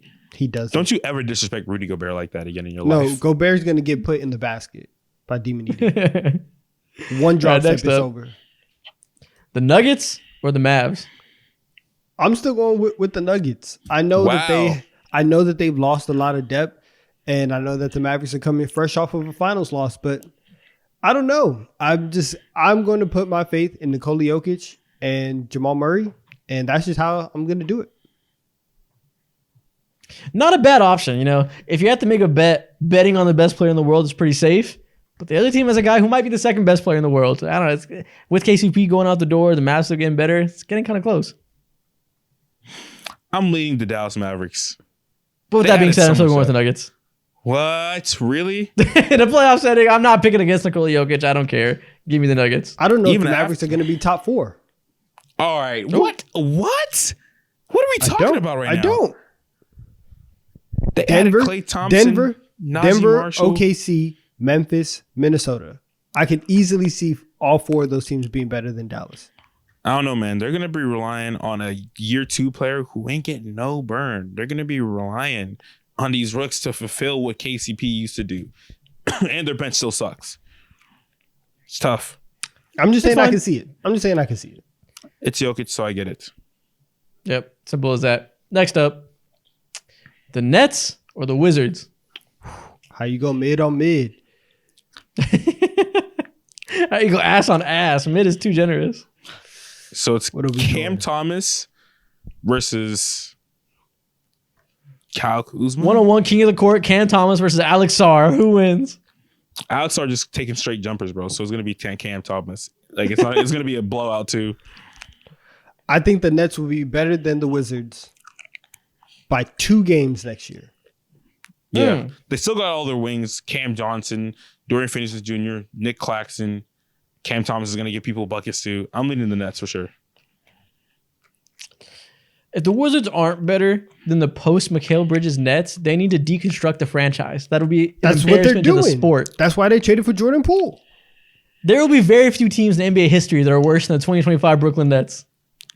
No, they're not that bad. Ben Simmons is coming back. Oh, swell. Fantastic. Shut up. Oh, swell. Glad to have No, you. he's Sick. not. Cool beans. Cool beans. Last one. The Cavaliers or the Bucks? This is good. See, I feel like the Continuity. You know, both teams ran it back after disappointments. I don't know. The Cavs should be better because I think that they have more talent, but also the Bucks were a complete mess last year and still ended up with a really, really good record. I think you give them a full offseason, they'll probably be better than Cleveland. Give me If the anybody's Bucks. selling Giannis stock, I am buying it. He is still top 2 or 3 player in the world. He has a co-star. He has a coach. Has a full offseason to plan around them. I don't want to bet against that, even if they did fail the first year. Give me Damian Lillard with a healthy offseason. I'm taking him and Giannis in a heartbeat. Plus, like we said, they did get better around the edges. Gary Trent Jr. is on that team. Pat Woohoo. Bev is not on that team. Delon Woohoo. Wright A is dub's a on that dub. team. That's a dub for sure. We're going with the Bucks. Yeah. Easily. And that is the end of the show. If people are still here, what should they comment? What's all that movement back there? Oh my God. And we'll see y'all next week for the final episode of ranking season. It's a good one.